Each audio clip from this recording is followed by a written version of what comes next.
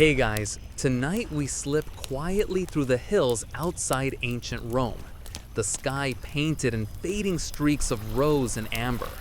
The air hums with the slow, sleepy sound of cicadas, and from somewhere nearby, a soft trickle of water whispers against stone.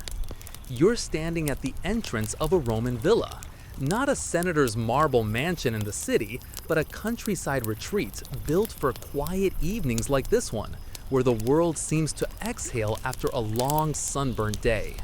You can almost feel the dust on your sandals, the faint scent of olive trees mixing with something sweet, maybe lavender or crushed thyme from the garden path. This is the kind of place where life slows down, where time itself seems to loosen its grip. But don't worry, you probably won't survive this walk through time. You'd need, a few millennia of sunscreen and immunity to ancient plumbing. So, before you get comfortable, take a moment to like the video and subscribe, but only if you genuinely enjoy what I do here. And tell me in the comments, where are you listening from and what time is it where you are right now?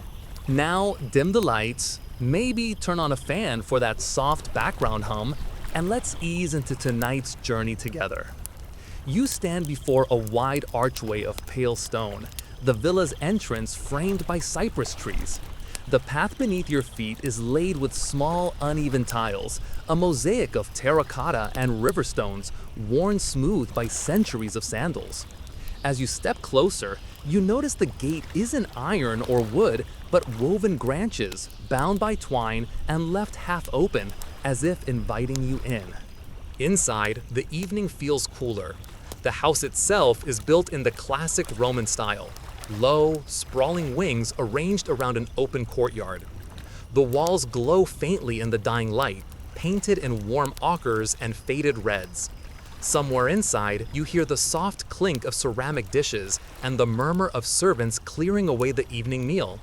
A hint of roasted garlic drifts past, and your stomach gives an approving sigh. You make your way along a narrow corridor that opens into the peristyle, the villa's heart. Here, the garden stretches out like a living painting, surrounded by marble columns. Vines climb lazily up their sides, curling toward the fading light. The air smells of damp earth and mint. You pause beside a small fountain, its surface rippling with reflections of pink clouds. A carved stone nymph pours water from an urn, her features softened by time and moss. You dip your fingers into the basin. The water is cool, surprisingly fresh, and for a moment you can almost forget that you're standing in a world that existed 2,000 years ago. This, the Romans believed, was the ideal life. Otium, they called it. Peaceful leisure, far removed from the chaos of politics and city noise. It was in villas like this one that senators and poets escaped, claiming to retire to the countryside while still secretly dictating letters about taxes or gossiping about who wore the wrong toga at the forum. As you wander, the world feels perfectly balanced between nature and design. Every path leads to something intentional. A pomegranate tree prunes just so, a marble bench perfectly aligned with a sunset view, or a tiny shrine tucked beneath an olive branch. Historians still argue whether Roman gardens were meant more for beauty or for bragging rights, but honestly, both seem likely. Even tranquility in Rome was a bit of a performance. You pass a row of clay pots filled with herbs, sage, basil, rosemary, and something sharper, rue perhaps, the Romans' go-to for everything from flavoring wine to warding off curses. A gardener kneels nearby, humming softly as he ties a new vine to a trellis. His tunic is rough linen, his hands dark with soil, and there's something deeply content in his rhythm. You give him a polite nod. He probably thinks you're one of those visiting philosophers, the kind who claim to observe nature, but mostly observe the snack table. Somewhere behind the villa, a donkey brays, and a distant laugh echoes from the servants' quarters. The sound mingles with the fountain's steady drip, creating that oddly comforting kind of noise that makes your eyelids heavy. You walk farther into the peristyle, your footsteps muffled by gravel and petals. The garden here is not large, but it's a masterpiece of balance, order imposed gently on the wild. Neatly clipped box hedges trace out soft rectangles around flower beds, while climbing roses spill over in fragrant rebellion. Roman gardeners had a talent for harmony. They believed nature should look natural, but not too natural. You can't let the ivy win. One philosopher, Pliny the Younger, actually wrote letters bragging about his gardens. Shady walks, marble fountains, trimmed laurels. He described them like you'd describe your dream vacation home, except his vacation included staff, slaves, and a private fish pond the size of a small lake. You can't help but smirk. Some people collect stamps, others collect waterfalls. You pause near a low wall draped in jasmine, and beyond it, a view unfolds. Rolling fields of wheat glowing gold in the evening light, dotted with olive trees. The land hums quietly with life. Cicadas, crickets, the faint lowing of cattle far away. The Romans called this the ager, the countryside that fed their empire.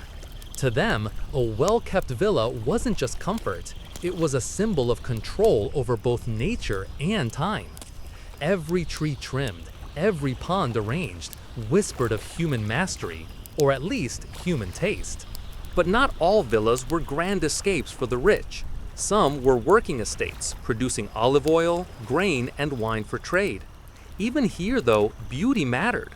A Roman might say, "You can't enjoy your olives if the view is ugly." A quirky bit of ancient advice, but oddly wise. You notice a small statue near the path, a bearded man holding a cornucopia overflowing with carved fruit. It's a household god, perhaps a lar familiaris, meant to guard the home. His nose is chipped, but someone's placed a fresh sprig of thyme in his stone hand. The gesture feels ancient and intimate, like leaving cookies for a spirit that never quite left. The sun slips lower. Shadows lengthen across the mosaic tiles, turning the garden's neat geometry into soft pools of darkness. A cool breeze drifts through the peristyle, rustling the vines. Somewhere nearby, water spills gently from another fountain, its rhythm calm and hypnotic. You find a marble bench tucked beneath a cypress, its surface still warm from the day. As you sit, the faint hum of the world wraps around you. You think about how long these gardens have existed, tended, replanted, rebuilt. Some of the flowers before you might descend from seeds carried across seas, traded along dusty roads where merchants and philosophers once argued about the nature of the cosmos and whether mint belonged in salad. It did, by the way. According to them, mint was basically the ancient Roman version of put it on everything. As twilight deepens, the last rays of light catch the edges of a small pond near the far wall. A few lazy fish ripple the surface, and you swear one of them looks smug. Maybe it's seen too many emperors come and go. The night creeps in slowly, not with silence, but with softness. Torches flicker to life around the courtyard, their flames reflecting off wet stone. The garden feels alive, not in the bustling, urgent way of city life, but in that deep, breathing way the earth has when left to rest. You lean back against the stone bench and close your eyes for a moment. You hear the trickle of water, the sigh of leaves, the faint rustle of someone folding linen indoors. Somewhere, a servant laughs quietly, and for a heartbeat, you could be one of them. Another soul in the endless rhythm of Roman evenings, working, eating, tending, resting. When you open your eyes, the stars have appeared above the open courtyard, faint and blurred by the torchlight.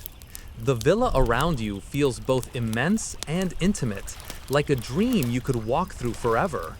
This is how the Romans imagined paradise, not clouds and harps, but this, a warm night, a quiet garden, and the faint promise of wine waiting somewhere just out of sight.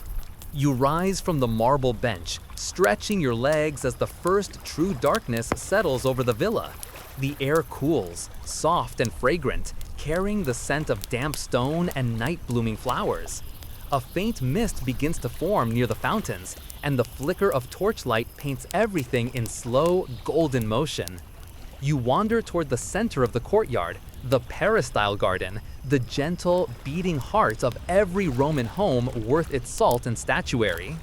You pass beneath the marble colonnade, each column smooth and cold beneath your fingertips.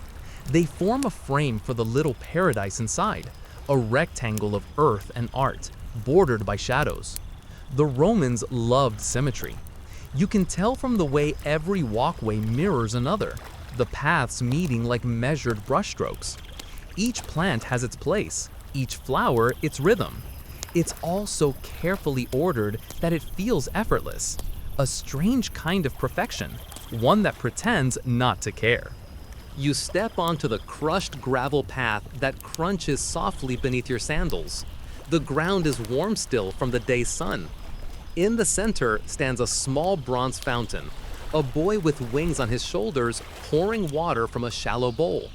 The sound is constant, like whispered laughter, echoing softly against the stone walls. The Romans believed that running water invited peace and good fortune. And honestly, they might have been right. You feel calmer already. By torchlight, the plants take on deeper colors, silvery greens, dark violets, almost black shadows where the roses knot around their supports. You brush your hand across a low hedge of myrtle and feel the tiny leaves release their scent, sharp, herbal, clean.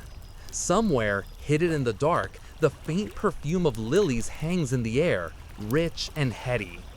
The Romans didn't just grow flowers for beauty. Everything in this garden had purpose. The thyme was for cooking, the rosemary for cleansing, the bay for victory and warding off evil spirits. A few potted plants near the walkway stand in tall terracotta urns. Basil, mint, perhaps even coriander. Romans loved practical beauty. A plant should be pleasant to look at and to eat.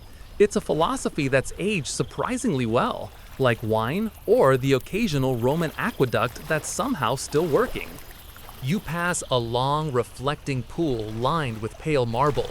It stretches almost the length of the courtyard, and the torchlight shivers across its surface. At one end, two small statues, dolphins, carved with almost cartoonish smiles, spout thin arcs of water into the pool. Their eyes glisten with algae and moonlight. Ancient Roman humor wasn't always subtle. As you walk along the water's edge, you catch a reflection, flickering, distorted, and beside it, the faint movement of fish. Gold, white, or maybe just a shimmer of coins thrown in by hopeful guests. Romans did love to make a wish or two, especially if it involved wealth, romance, or better weather. You can't really blame them. You pause to admire the columns encircling the courtyard. Their bases are decorated with small plants, violets, ferns, even mosses coaxed into decorative shapes. Between them, paintings adorn the villa walls, bright frescoes depicting gardens beyond gardens, as though the space wants to keep growing forever. Some show tiny birds perched on lemon branches, others playful scenes of cupids tending to flowers. The Romans liked to blur the line between reality and imagination. Even indoors, they painted windows to more gardens, just in case you forgot where tranquility came from. A servant passes quietly through one of the corridors carrying a lamp. Its golden light briefly illuminates the painted walls, and for a moment the flowers seem to move. Maybe it's just the shadows, or maybe that's what this place does. It breathes softly through time. You notice how the architecture serves the plants. Every column, every tile, even the open ceiling above, is positioned to catch just the right light and air. The Romans called it hortus conclusus, the enclosed garden. It wasn't about confinement, but about control. The outside world was chaotic, politics, trade, the occasional barbarian invasion, but here, everything obeyed quiet order. You can almost hear the sigh of relief in the stones themselves. Near one corner of the courtyard, a tree rises, a small olive, its trunk twisted and ancient looking. Someone has hung a charm from one of its branches, a little bronze hand in the figa gesture, meant to ward off envy and bad luck. It sways gently in the night breeze. Romans believed gardens had spirits, genius loci, guardian presences that watched over the space. You feel that now, the subtle awareness of something ancient and calm observing you from the rustling leaves. There's a small marble basin nearby, half filled with petals floating on its surface.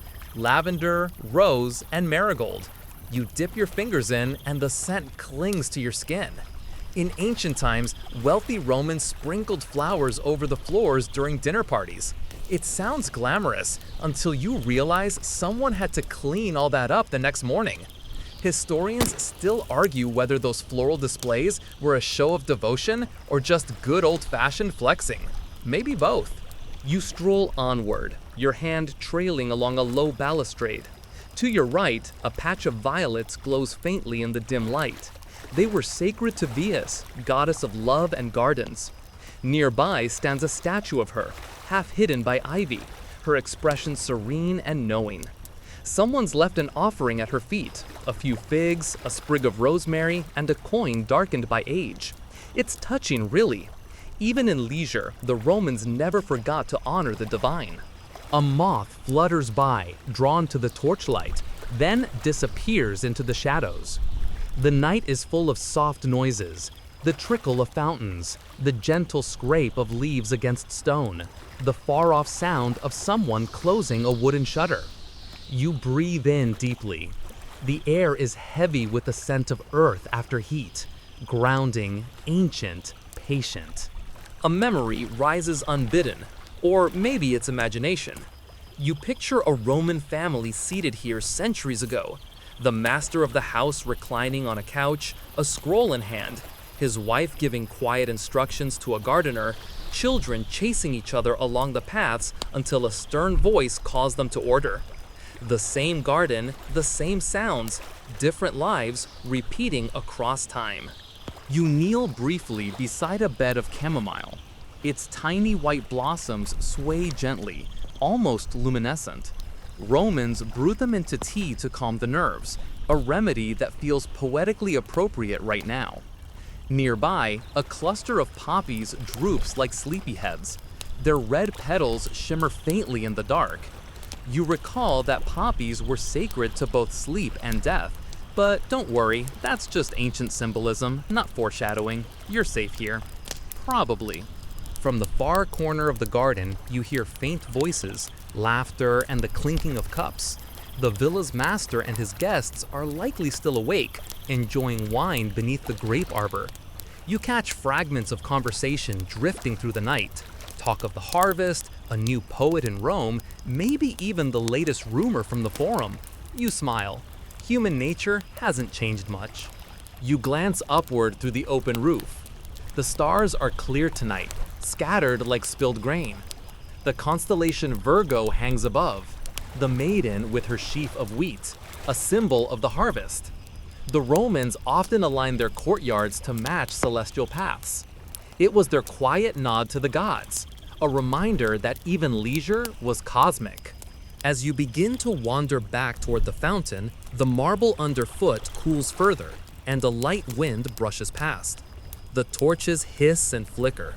The garden seems to whisper its approval of your company. There's peace here, an intentional peace, carved from stone, rooted in soil, watered by ingenuity. It's a balance between nature and willpower, serenity and ambition. You pause again beside the fountain. The bronze boy's face gleams faintly, eyes downcast, as though listening to your thoughts. You could stay here forever, lulled by the sound of falling water, surrounded by a civilization that tried, in its own flawed, beautiful way, to build paradise before bedtime. And as you stand there, you realize that the Roman garden wasn't just a display of wealth or order. It was a reflection of longing, for quiet, for simplicity, for beauty that asked for nothing but attention. 2,000 years later, you're still giving it that attention, tracing the same gravel paths beneath an unchanged sky. The fountain burbles softly, almost like it's sighing in agreement. The next morning arrives slowly, warm and gold, spilling across the courtyard like honey over marble. You wake to the murmur of water and the faint clatter of tools somewhere near the garden wall. A sleepy bird calls from the olive tree, and for a moment, it feels like the world is stretching itself awake alongside you. The villa is quiet, except for the rhythmic scrape of metal against soil, the telltale sound of a Roman gardener beginning his day. You wander toward the noise, the gravel crunching softly beneath your sandals. The peristyle glows in the early light, every leaf outlined in dew, every flower half folded like a yawn. At the far end, beside a cluster of terracotta pots, stands the gardener himself, sleeves rolled up, a tool in each hand. His name, he tells you between strokes of the hoe, is Gaius. Not that it matters, nearly every male servant in rural Italy seemed to be named Gaius. It was basically the Bob of ancient Rome. He gives you a polite nod and keeps working, turning the soil around a young laurel. The scent of earth rises fresh and damp. You notice his tools, simple but beautifully made. There's a bronze spade with a short, sturdy handle, its blade darkened with use. A curved sickle rests nearby, perfect for trimming vines. A wicker basket holds smaller implements, trowels, pruning knives, even a few carved wooden stakes. It's clear that Roman gardeners valued craft. These tools weren't just functional, they were companions in an endless cycle of tending and regrowth. You crouch beside him, watching as he sharpens the edge of the sickle with a smooth river stone. The sound, that faint scrape, is almost meditative. He explains, in the gentle rhythm of a man who's repeated the same motions all his life, that the sickle isn't just for cutting, it's for sculpting. The Romans believed a well-tended garden was an expression of order, a tiny version of civilization itself. A straight hedge meant discipline. A healthy vine meant patience. A weed-free path meant moral superiority over your neighbor, which, let's be honest, still motivates gardeners today. You reach for one of the watering pots resting nearby. It's a beautiful object, bronze, rounded, and balanced with a narrow spout. The metal is cooling your hands. Gaius gestures toward the fountain, where servants are filling another set of pots. "We fetch water at dawn," he says, "before the sun makes the air heavy." You follow his gaze and notice a line of clay jars arranged neatly against the wall, each one gleaming with moisture. They'll be used throughout the morning to water herbs and vegetables, one careful splash at a time. The Romans had a word for this kind of care: diligentia. It meant more than diligence, it meant devotion through detail. Every act of pruning, every smooth turn of soil was a quiet declaration that life, even in its smallest forms, deserved attention. You pick up a small rake, 3 bronze prongs bound to a wooden handle, and begin to copy Gaius, gently pulling the earth into neat ridges. He smiles approvingly, though he quickly takes it back from you after realizing you've just uprooted a perfectly healthy mint plant. It's fine. Gardening is, after all, 90% humility. He shows you a peculiar item next, a sarculum, something between a hoe and a pickaxe. Its blade is flat on one side and pointed on the other, ideal for loosening compacted soil or breaking up old roots. You swing it once just to feel the weight and nearly fall forward. Gaius laughs, the first real laugh you've heard all morning, and says something about city folk and their soft hands. You can't argue. Nearby, an older gardener tends to a patch of vegetables. You notice rows of lettuce, leeks, and something that looks suspiciously like kale. The Romans were early adopters of the garden-to-table lifestyle, except, with slightly fewer blenders and Instagram reels. Historians still argue whether Roman garden vegetables were primarily decorative or dietary. Some estates grew them for household use, others displayed them simply because a symmetrical cabbage patch was apparently very fashionable. You follow Gaius to a small storage alcove at the edge of the courtyard.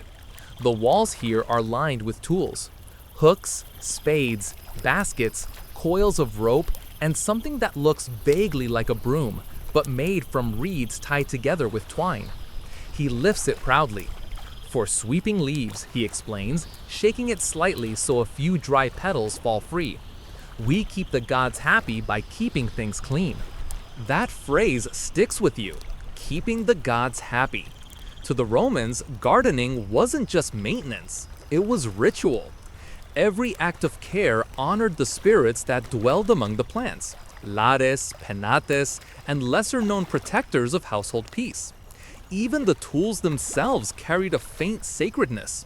A spade wasn't just a spade, it was a key to life's order. You glance at the gardener's hands, calloused, dark with soil, but precise. Every movement seems deliberate, almost graceful. He uses the hoe to draw small trenches between herb beds, letting water flow evenly from one to the next. The Romans perfected this low-tech irrigation technique long before modern plumbing. No wasted motion, no wasted water, just rhythm and balance. The sound of tools fills the morning, scraping, clipping, the faint creak of leather sandals shifting on stone. It's a kind of music, slow and earthy. You begin to see how this daily labor becomes its own form of meditation. To care for a garden is to participate in something eternal, to shape chaos into calm. At one point, Gaius stops to show you his pruning knife. The blade gleams in the sun, narrow and curved like a crescent moon. He uses it to trim a branch from a small fig tree, explaining that pruning encourages growth and fruitfulness. He even wipes the blade on his tunic afterward, not for cleanliness, but out of habit, like a soldier sheathing a trusted sword. Gardening, it seems, is its own quiet battle against time, decay, and the sheer willpower of weeds. You wander to another corner of the courtyard, where a young apprentice is polishing a bronze watering can. He tells you that in larger villas, these tools were sometimes engraved with the owner's name, proof that even spades could be status symbols. One villa excavated near Pompeii, he says, contained a gardening shed filled with equipment so fine it could have passed for silverware. The irony, of course, is that the eruption preserved them better than any gardener ever could. A soft breeze moves through the peristyle. You watch the leaves of the olive tree shimmer, the light shifting across the marble. There's a rhythm to this space. Water, sunlight, metal, earth, each part tuned to the other. It's no wonder Roman philosophers like Cicero and Seneca wrote about gardens as places for reflection. One even argued that a garden is the only space where human hands and nature collaborate without argument. Clearly, he never tried to weed a rose bed. Gaius straightens up, brushing soil from his hands. Every tool has a purpose, he says quietly, almost to himself. If you respect it, it will serve you well. Ignore it, and it will bite. You're not sure if he's talking about the spade or life in general. Maybe both. You thank him and take one last look around the courtyard. The tools glint faintly in the sunlight. The air smells of mint and damp earth. Somewhere beyond the wall, you hear the faint creak of a wooden cart and the soft murmur of voices starting their day. For all their grandeur, Roman villas depended on these simple acts: the turning of soil, the sharpening of blades, the steady hand that keeps life in order. You realize now that the gentle art of gardening wasn't gentle because it was easy. It was gentle because it required patience, the willingness to listen to living things that never hurry. And as you leave the courtyard, you glance once more at the tools neatly lined against the wall. Bronze, wood, rope, reed, small relics of a vast empire, whispering the same truth across centuries. That care, no matter how small, is the closest thing humans have to immortality. Later that same morning, you find yourself standing beside a long stone wall that separates the villa's main courtyard from a second garden, smaller, wilder, and humming with life. The air feels warmer here, thick with the scent of herbs and something faintly spicy. Bees move lazily between blossoms, and somewhere in the distance, you hear a faint splash, perhaps a servant rinsing freshly picked vegetables. This, Gaius explains as he unlatches the gate, is where the seeds of empire truly take root. It's not just a garden, it's a living museum of Roman curiosity. Every leaf, every fruit, a little souvenir from the far corners of the known world. You step through the gate and onto a path lined with terracotta pots. The sun hits your face full on now, and the brightness makes the greens and golds almost shimmer. Here, the plants grow closer together. Olive saplings beside date palms, delicate white lilies beside something that looks suspiciously like a pepper plant. The Romans didn't invent global trade, but they perfected the art of turning it into home decor. As you walk, Gaius gestures to the nearest row. These, he says proudly, came from Egypt. He points to a set of long, narrow leaves rising from damp soil, lotus flowers, their pale buds still closed. The Romans adored them. They represented purity and rebirth, and rumor has it that Cleopatra herself once used them as perfume. The seeds were hardy, able to survive long journeys by ship, carried in clay jars across the Mediterranean. Next to the lotus beds, you notice another group of plants with tall stems and slender, curling petals. Persian tulips, Gaius explains, though historians still argue whether the tulip had truly reached Italy this early. Some say the Romans had similar-looking flowers from Anatolia, while others insist the tulip craze began much later. Either way, you have to admit, they're stunning. And in the soft Roman light, even the debates seem to bloom gracefully. A faint rustling sound draws your attention to the next plot, a patch of papyrus reeds standing tall in shallow water. You can almost imagine a scribe hunched over one of those stems, turning it into scrolls that might someday hold love poems or tax records. Probably tax records, knowing Rome. Gaius chuckles and plucks a single reed, showing you how it bends without breaking. For writing and for weaving, he says, we Romans use everything. He's not exaggerating. A few steps away, you find an entire section dedicated to spices. Cinnamon, myrrh, cardamom, all foreign luxuries once worth their weight in gold. The soil beneath your feet is darker here, rich and moist. You can almost taste the air, sharp, aromatic, full of stories from caravans and sea voyages. The Romans were obsessed with the exotic. They imported plants from North Africa, Greece, the Middle East, even as far as India, blending them into their own landscape until the garden became a symbol of empire itself, beauty conquered and contained. You pause near a cluster of small, glossy shrubs bearing red berries. That's laurel, Gaius says, touching one leaf gently. We use it for crowns.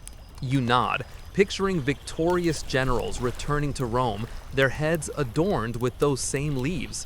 A plant turned into glory, simple, fragrant, eternal. You pluck one leaf and crush it between your fingers. The scent is strong, peppery, and proud. A few bees buzz lazily past your ear, and you follow them to a bed of pale yellow flowers. African lilies, he adds, almost as an afterthought. They arrived by ship centuries ago, traded for olive oil and wine. Historians still debate which specific lilies the Romans cultivated, but what's certain is that these blossoms, foreign though they were, became part of Rome's domestic calm, imported serenity, carefully rooted in Italian soil. You notice small clay tablets stuck into the earth beside each plant, etched with Latin names and, occasionally, the place of origin. It's a bit like a travel diary written in dirt. One reads Syria, another Carthago, another simply Gallia. You realize that this garden isn't just a collection of plants, it's a quiet display of conquest. Each leaf is a reminder of somewhere Rome has been, someone Rome has traded with, or, let's be honest, someone Rome has conquered. Still, there's a strange tenderness to it all. The plants grow together here, roots tangled, species mingling without complaints. Perhaps nature understood harmony better than the empire did. A servant passes by carrying a shallow basket of seeds. He sets it down at your feet and you peek inside, small, dry, and unassuming.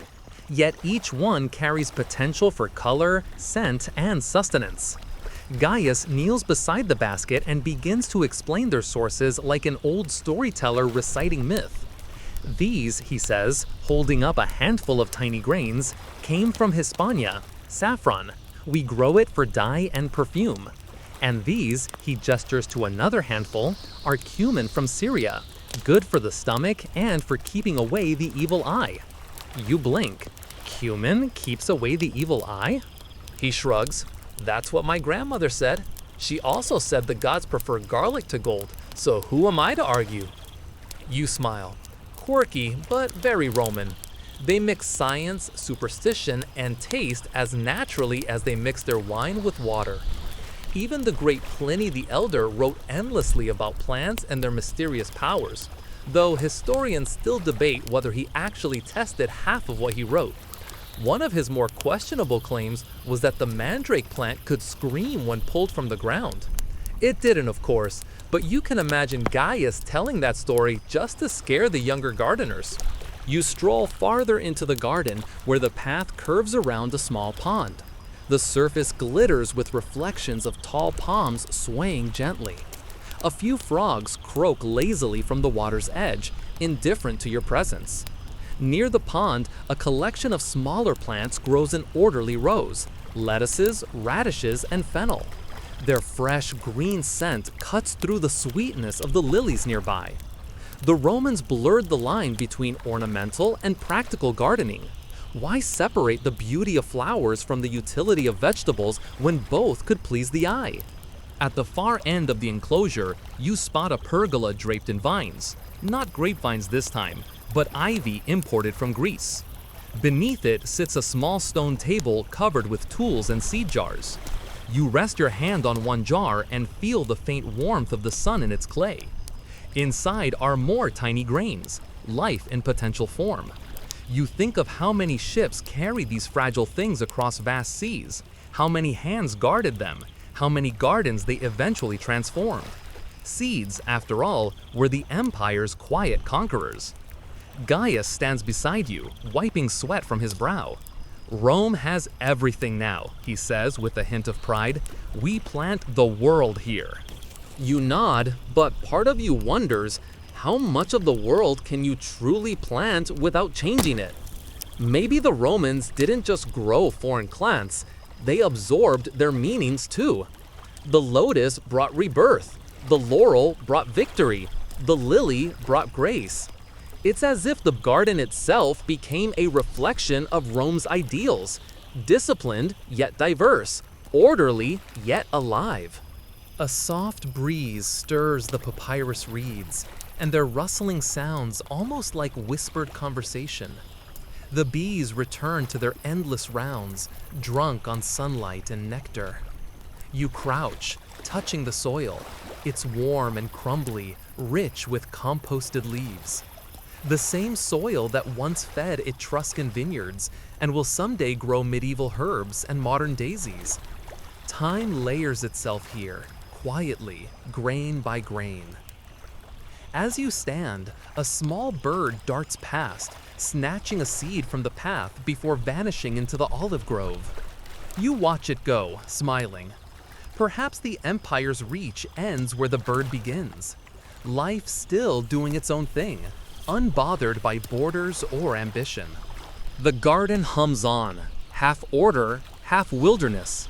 The scent of foreign blossoms blends into something unmistakably Roman. You look back toward the villa, its tiled roof glowing in the midday sun, and realize that this patch of earth, simple, fragrant, and alive, might be the most enduring monument of all. The afternoon light slants low across the courtyard now, casting honey-colored lines across the gravel. The air feels slower, thicker, as if the whole estate exhales in rhythm with the shifting breeze. You follow Gaius past the ornamental beds and through a narrow archway that opens into yet another section of the villa grounds. Here, the atmosphere changes. The hum of bees fades, replaced by the gentle creak of wooden buckets, the faint splash of water against clay. This is the heart of the villa's life, the vegetable garden. Not the fancy, decorative kind that hosts imported lilies and symbolic laurels, but the sturdy, earthy square that feeds the household day after day. The first thing you notice is the smell, a sharp, living scent of damp soil, onions, and something faintly peppery. The second thing you notice is the order. Everything is neatly arranged in tidy rows, separated by narrow irrigation channels. You realize the Romans approached gardening like they approached everything else, with engineering. Gaius leads you to the edge of a shallow trench filled with gently flowing water. From the aqueduct, he says, pointing toward a small stone pipe that trickles steadily. We draw from it in the morning and close it at night. Waste not. You crouch down and trail a finger through the water. It's cool, a little gritty, but perfectly steady. The Romans were masters of hydraulics. They built canals, reservoirs, and lead pipes long before modern plumbing existed. Even small country villas like this had irrigation systems that would make a modern gardener blush. You straighten up and look across the garden. Each patch grows something essential. Beans climbing wooden stakes, lettuce heads spread like green roses, rows of cabbage, carrots, garlic, and herbs. Somewhere in the middle, you spot tall, feathery fennel plants swaying like tiny palm trees. Gaius picks one and holds it up for you to smell. Fennel for flavor, fennel for medicine, he says. It keeps your digestion smooth, and the smell keeps the flies away. You lean in and inhale, sweet, clean, and slightly aniseed. You're not sure about the flies, but it definitely makes your nose happy. As you walk along the rows, Gaius explains how each plant serves multiple purposes. Cabbage isn't just food, it's also a cure for hangovers, at least according to Cato the Elder. Garlic strengthens soldiers. Onions drive away bad spirits. Lentils keep the stomach humble. The Romans saw no separation between kitchen and apothecary. The garden was both pantry and pharmacy. At one corner of the field, a group of workers is bent over, harvesting broad beans. Their woven baskets fill steadily, the soft thump of pods landing in wicker breaking the lazy silence. You watch as one worker cracks open a pod and pops a raw bean into his mouth. Gaius laughs. We do that too. Fresh ones taste like spring. You hesitate, then try one yourself. The bean is cool and grassy, faintly sweet. It tastes alive, the opposite of processed food, centuries before anyone even knew what processed meant. A faint clang draws your attention to the far side of the garden, where a young boy is refilling a clay jar at a small fountain. The fountain is simple, just a carved head of a nymph spouting water into a basin, but it's a luxury in itself. The sound of flowing water in a Roman garden was more than decorative. It kept the air cool, carried fragrance, and whispered a kind of peace into every corner. You watch as the boy carries the jar back to a patch of herbs near the villa wall. Basil, thyme, rosemary, and mint cluster together in soft, fragrant mounds. You brush your hand over the mint leaves and catch their cool, sharp scent. For lamb, for breath, for the gods, Gaius murmurs. It's true. Mint wasn't just for seasoning. Romans scattered it on floors during banquets, believing its freshness lifted the spirit.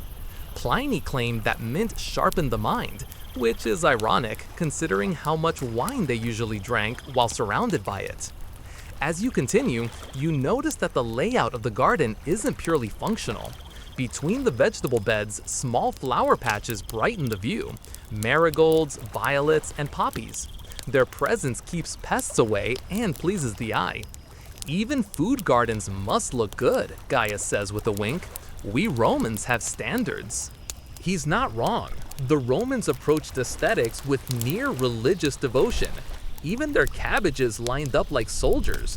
The result is strangely soothing. The geometry of care, the rhythm of nurture.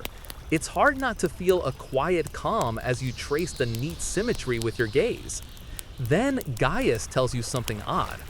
"We never plant garlic and onions near roses," he says, dead serious. You tilt your head. Why not? "They quarrel," he says simply. "At least that's what old Pliny wrote." You blink. "The plants quarrel?" He nods. "It's bad for the roses. They sulk." You stifle a laugh, unsure if he's joking. But it's one of those charming Roman quirks.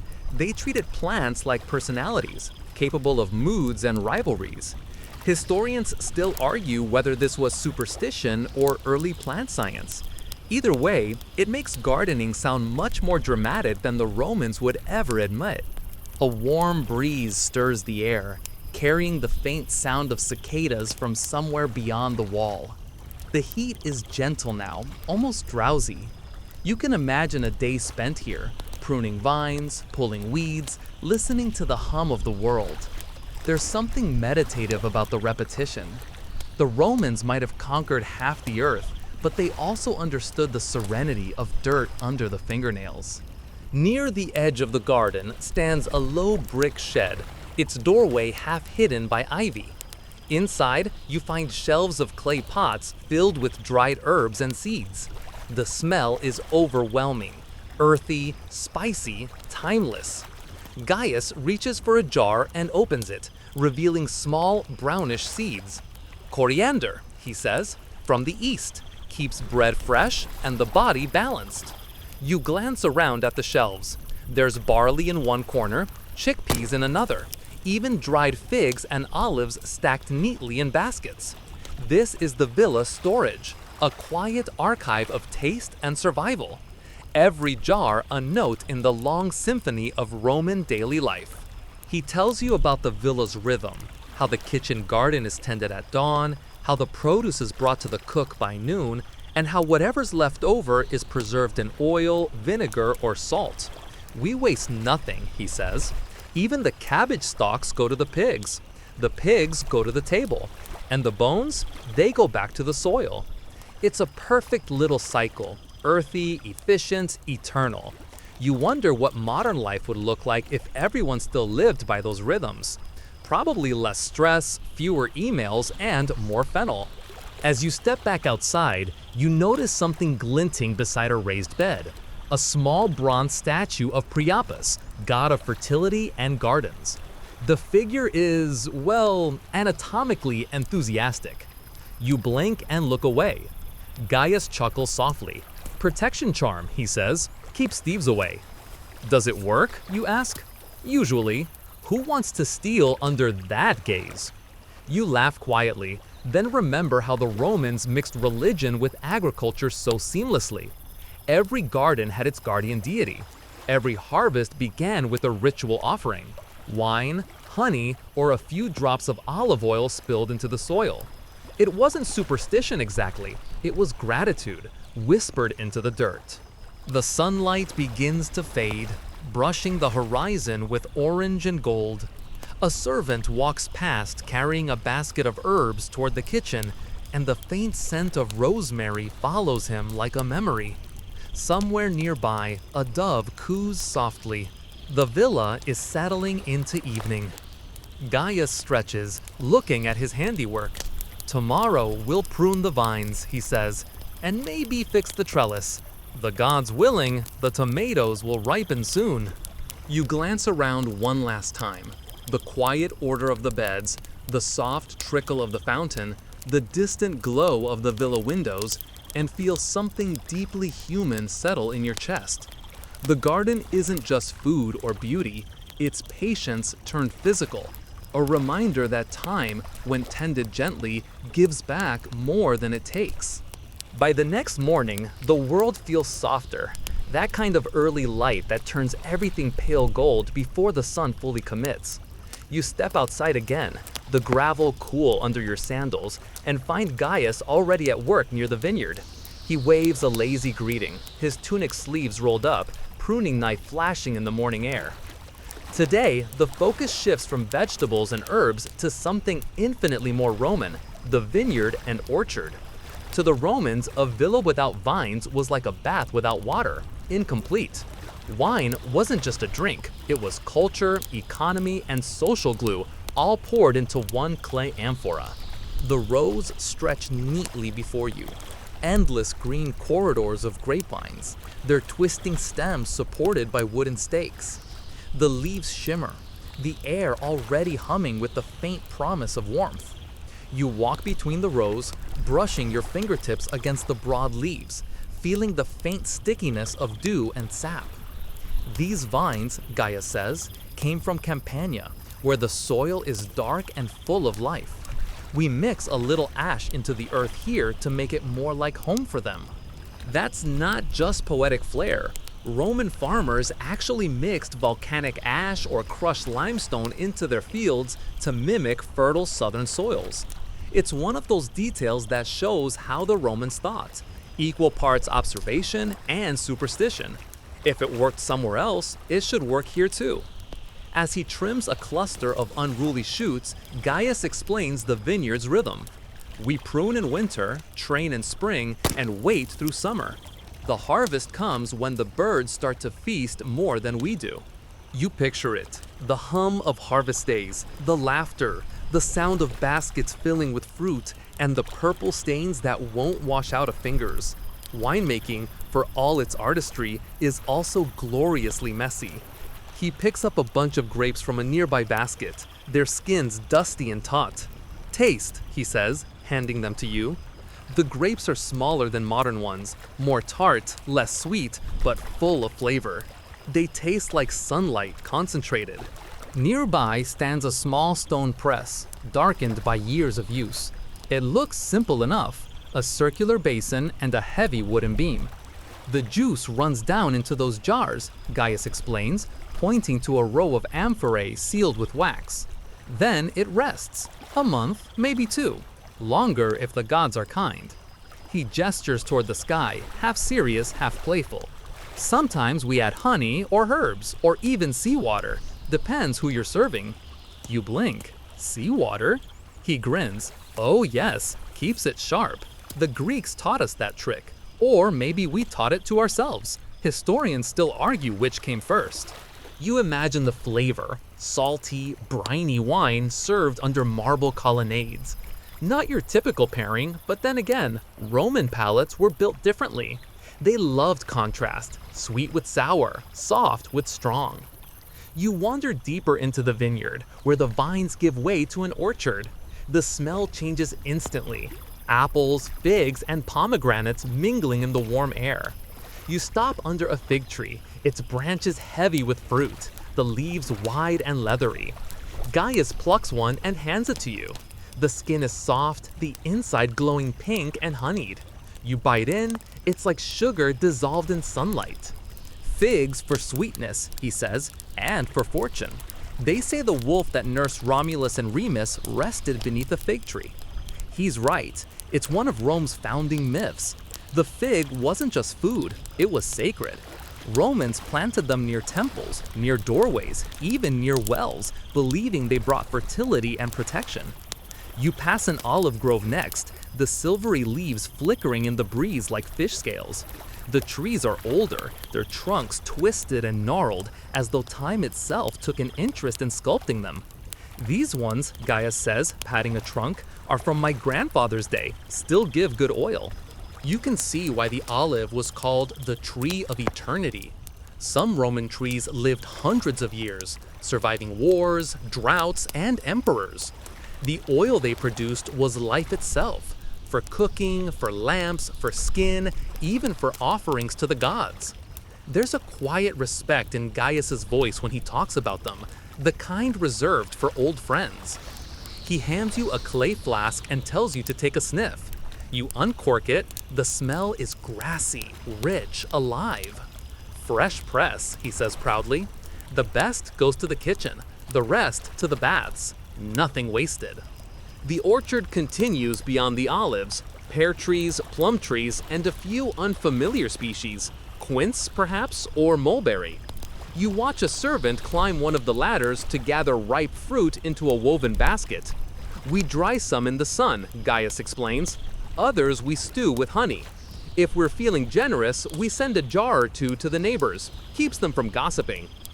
You laugh softly. Smart. He nods, eyes twinkling. In the country, goodwill is as useful as irrigation. As you walk, you spot a small fenced area lined with low-growing shrubs covered in red and purple berries. Myrtle and mulberry, Gaius says. Good for wine, good for dye, good for the soul. The gods like them too, Venus especially. You crouch, touch the berries, and feel their stickiness stain your fingertips. The scent is sweet but earthy. Do you ever eat them fresh? Of course, he says, though not too many. They stain your teeth, and my wife says it makes me look like a drunk goat. You grin. Accurate? He smirks. Entirely. A soft laugh escapes you both before silence folds back in, the kind that feels full rather than empty. You can hear the rustle of leaves, the hum of bees, and the occasional flutter of a bird stealing a grape. Somewhere nearby, a worker hums a tune while trimming branches. You ask if the villa sells its wine. Gaius shakes his head. No, it's for us, for the household. Maybe for a festival, if the gods bless us. The big estates sell, those near Naples or Gaul, but here, we drink what we make. He looks across the vineyard, squinting into the light. You can tell the health of a house by its vines. Neglect them, and the whole place feels tired. You look too, and realize he's right. The vineyard isn't just agriculture, it's identity. Each twist of vine tells a story of labor, of family, of quiet faith in tomorrow's harvest. The Romans were endlessly practical, but in the vineyard they allowed themselves a bit of poetry. A sudden gust stirs the leaves, scattering petals and dust. You brush your arm and catch a faint whiff of crushed grape, sharp and sweet. For a moment, you can almost imagine a Roman dinner party. Reclining guests, sipping from cups, laughing, arguing philosophy, maybe complaining about taxes. All of it built on the labor of these vines, these roots, these silent mornings. As the light shifts toward afternoon, Gaius leads you to a small stone bench shaded by an apricot tree. You sit, the breeze brushing your hair, the fruit above swaying gently. He tells you that apricots are a recent luxury, imported from Armenia, though historians still argue whether that's true or if the fruit actually came through Persia. Either way, it's delicious. He tosses you one. You take a bite, the juice runs down your chin, and it tastes like something between sunshine and sugar. Gaius smiles. Even emperors envy the taste of their own gardens, he says. You lean back, letting the sunlight flicker through the leaves. The vineyard hums quietly in the distance. Somewhere, water gurgles through a small channel, feeding the roots below. Everything moves in rhythm, the cycle of growing, gathering, pressing, resting. You can almost feel time itself slow to match it. The orchard smells of ripeness and dust. The vineyard stretches toward the horizon. The world seems perfectly balanced, wild and tamed, patient and alive.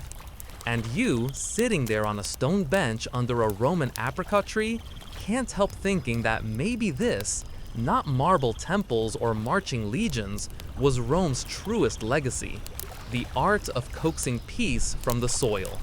The next part of your wander through the villa's world of calm is a quieter one.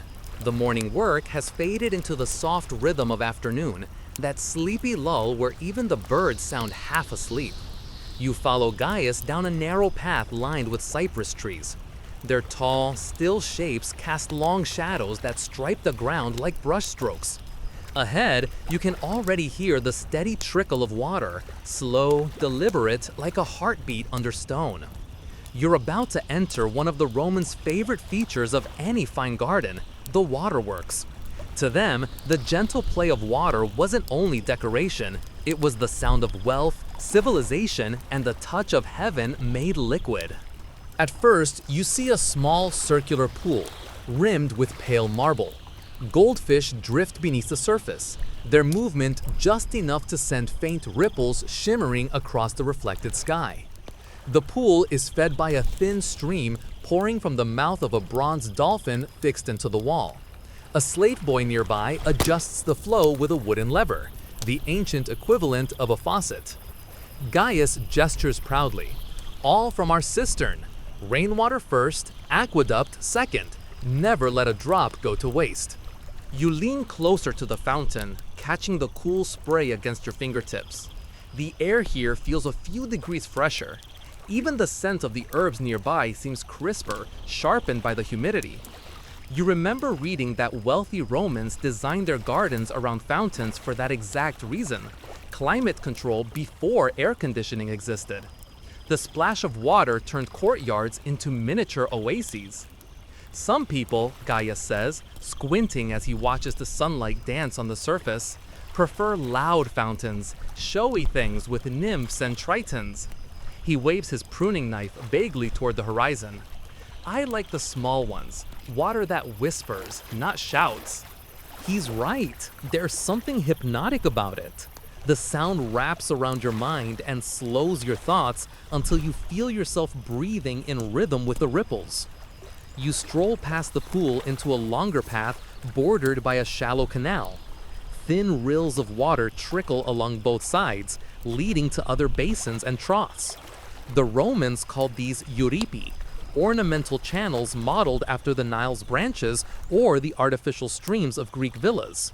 They guided the water so it could feed the garden evenly, keeping every plant within reach of refreshment.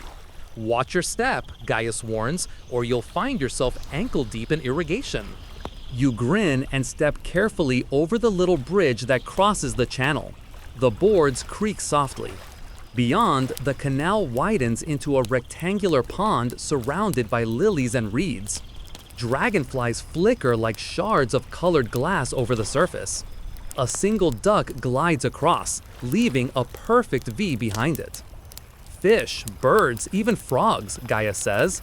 They keep the insects down, and they look pleasant doing it. There's practicality under the poetry. Roman water gardens weren't just about beauty. They were little ecosystems, balancing pests, moisture, and air. You realize as you look around that the Romans might have understood sustainability better than most of us do now. Beside the pond stands a small structure, half-shade pavilion, half-shrine. Inside rests a marble statue of a nymph, her hands cupped to catch the falling water that drips steadily from above. Around her feet, moss grows thick, and tiny ferns cling to the damp stone. Someone, perhaps Gaius himself, has tucked a sprig of rosemary beside her. For good flow, he explains with a wink. You chuckle softly. Is that a superstition or plumbing? Both, he says. If the water slows, you ask the nymph nicely first. Only if she ignores you do you clean the pipe. Historians still argue whether Romans truly believed in these household spirits or simply enjoyed pretending they did. But in a world where water meant life, it's easy to see why they gave it divine personality. You continue along the canal, listening to the gurgle echo off the villa walls. Every few paces, you pass small bronze spouts shaped like animals, dolphins, rams, even one grinning lion. The craftsmanship is detailed enough that you can see the fine curls of metal mane glinting in the light. Gaius explains that some of these spouts can be turned to change the direction of flow, a kind of early irrigation control. The trick, he says, is to give the impression of effortlessness. The more invisible the work, the more refined the garden feels. You can't help smiling at that. The Romans had an uncanny ability to make engineering look like art. Past the canal lies an open area where several narrow troughs cut through the gravel in precise lines. These lead to the vegetable plots you saw yesterday, carrying just enough water to moisten but never flood. Every villa needs balance, Gaius says. Too dry, the cabbages complain. Too wet, the olives sulk. You raise an eyebrow. Do all the plants here have such strong opinions? Of course, he replies without hesitation. They live in Rome. The soft joke lingers in the air with the scent of wet stone. Nearby, another fountain catches your eye. This one larger, built into a semicircular wall decorated with shells and bits of colored tile. The water falls in thin ribbons, catching the light like glass threads. This is what Romans called a nymphaeum, a sacred spring turned into art. You stand and listen. The fall of water makes a low, continuous hum, soothing enough to drown out thought. In this place, water is music, sculpture, and medicine at once. The Romans even believed that the sound itself could heal melancholy, much like how some modern people fall asleep to rain sounds. You can almost imagine a patrician sitting here centuries ago, closing his eyes and letting the trickle wash away the noise of politics. Even the emperors needed quiet, Gaius says, as though reading your thoughts. Augustus had a water garden at his villa. Pliny wrote about the way fountains could tame a restless mind. He leans on the low wall beside you, eyes half closed, and lets the sound fill the space between sentences. You do the same, breathing slowly, feeling your shoulders loosen. The heat of the day seems to dissolve into mist. He tells you about how the pipes were made: lead for flexibility, terracotta for purity, bronze for show. The water came from cisterns on higher ground, moved by gravity alone. It's all so elegantly simple that you can't help wondering why we ever made things complicated. One curious fact he mentions catches your attention. In some villas, they hid small nozzles in the pavement to spray a cool mist during banquets. He grins. Imagine the surprise when the guests thought the gods themselves had sneezed. You laugh, picturing toga-clad guests blinking through a fine spray of water while pretending to find it divine. The Romans certainly knew how to entertain. A little farther on, you notice a small pool with a series of stepping stones crossing its center. The water's clear enough that you can see smooth pebbles and darting fish beneath. Gaius steps across easily, balancing his basket of tools. You follow more carefully, your reflection wavering beside you like a shadow from another century. On the other side, the path widens again. Here, the sound of running water fades into the background hum of insects and distant birds. The trickles become silence. The silence becomes peace. Gaius looks satisfied. That's the art of it, he says. You move from the sound of life to the sound of nothing, and you never notice the change. He's right. You hadn't noticed until he pointed it out. The transition was seamless, a natural crescendo to quiet. He stoops to adjust one of the spouts, and a fine mist sprays upward, catching sunlight into a miniature rainbow. You stand there watching, mesmerized by how the colors shift and fade, the arc trembling in the faint breeze. The garden seems to hold its breath for a moment. Somewhere in the distance, a servant calls for Gaius. He nods and gathers his tools, but not before glancing back at the rainbow. If it lasts till sunset, he says, the gods are pleased. If it fades early, they're just teasing. Do you believe that? You ask. He shrugs. I believe it's beautiful. That's enough. As he walks away, you linger by the fountain a moment longer. The cool droplets cling to your skin. The scent of damp earth and stone fills the air. You close your eyes and let the sound wash through you. Gentle, endless, ancient. The Romans called water aqua vitae, the water of life. Standing here, you finally understand why. The soft music of water fades as the garden path turns toward the villa's shaded portico. The air here is cooler, heavy with the faint scent of beeswax and stone. You pause at the threshold, letting your eyes adjust to the dimmer light.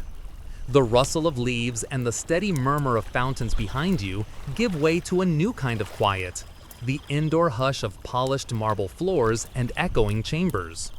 A slave pulls back a linen curtain to let you enter.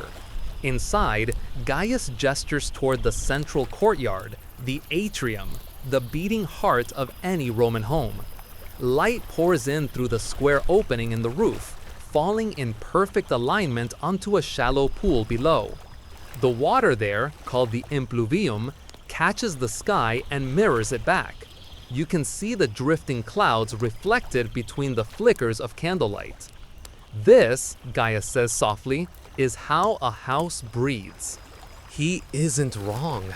The open roof allows sunlight and air to circulate, keeping the house bright and fresh. The pool collects rainwater and cools the air. It's both practical and poetic, the Romans' gift for making utility beautiful. Around the edges of the atrium, painted columns rise like tree trunks. The walls are decorated with frescoes, mythic scenes, delicate landscapes, and quiet still lifes. You notice a painted tray of figs, bread, and wine, so real that it almost makes you hungry. In another corner, a peacock spreads its tail in rich blues and greens. These walls, Gaius tells you, have been retouched every few years to keep the colors alive. Paint fades like people, he says. A little care keeps both from vanishing too soon. From here, several doorways lead to other parts of the house: bedrooms, cubicula, a dining room, triclinium, and a study, tablinum, that opens toward the garden. You follow Gaius toward the triclinium, where a servant is arranging cushions and sweeping the mosaic floor. The floor itself is a masterpiece, tiny tiles forming an intricate pattern of vines and doves. In the center, a detailed image shows Neptune driving a team of seahorses through the waves. It's said, Gaius murmurs, that Neptune brings calm seas to a calm mind. You step lightly so as not to disturb the illusion. The tiles are smooth and cool under your feet, worn down by centuries of footsteps. The dining couches are arranged in a U shape around a low table. Each couch could seat 3 people reclining on their left sides, propped up by an elbow. Roman dinners were meant to last, Gaius says with a knowing grin. You don't sit, you linger. He explains that meals in a villa like this were not hurried affairs. They were rituals of conversation, taste, and relaxation. Guests would recline, servants would bring courses one after another: olives, cheese, roasted dormice, honeyed fruit, and perhaps a delicate fish from the coast. Wine would be diluted with water and mixed in bowls called craters, poured carefully by the youngest attendants. At one end of the room, a niche holds a small statue of Bacchus, the god of wine and joy. A faint scent of incense lingers around it. Even in moderation, Gaius says, we offer thanks for pleasure. He leads you through a side doorway into the peristyle, the colonnaded garden at the center of the house. Here, the world opens again, framed by marble columns and the gentle murmur of another fountain.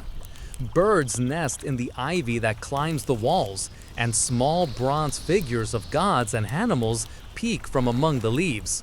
This is the villa's soul, he says, where we speak to the household gods and where the air itself feels alive.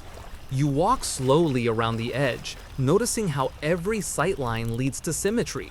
The water at the center, the paths branching evenly, the plants arranged by color and scent. Lavender, mint, and thyme grow close to the walkway, releasing fragrance when brushed by your hand. From here, Gaius points to a series of small rooms beyond the peristyle, the cubicula where the family sleeps. He invites you to peek inside one. The space is simple yet refined. A low bed with neatly folded blankets, a small chest, and a single oil lamp on a wooden table. A fresco of vines climbs the wall, curling around painted birds in flight. Roman bedrooms were not grand. They were places for privacy and thought. Gaius explains that many Romans preferred to rest or nap during the afternoon heat, rising again when the air cooled. The bed was small not out of poverty, but because the room was meant only for sleep, not for leisure or business. You notice how the windows are high and narrow, letting in light but not too much heat. The plastered walls soften the sound, and the faint smell of olive oil from the lamps clings to the air. This is where the house goes quiet, Gaius says. Every voice outside becomes a whisper here. From there, he leads you down a corridor into a different part of the house, one meant for work rather than rest. The kulina, or kitchen, hums with activity. Smoke curls from a small brick hearth where a pot simmers. A young cook stirs something fragrant, perhaps lentils or spiced vegetables. Nearby, a slave grinds grain on a stone mill, the rhythmic scraping echoing through the room. The kitchen is modest compared to the splendor of the triclinium, but it's full of life. Wooden shelves hold jars of herbs, olive oil, and garum, that famous Roman fish sauce. Clay pots line the walls, some sealed with wax. The air is warm, smoky, alive with scent. Nothing here is wasted, Gaius notes. What we don't eat today becomes tomorrow's stew. He lifts a lid to show you a pot of simmering chickpeas. Even the humblest meal, he adds, deserves care. You can't help but admire the efficiency.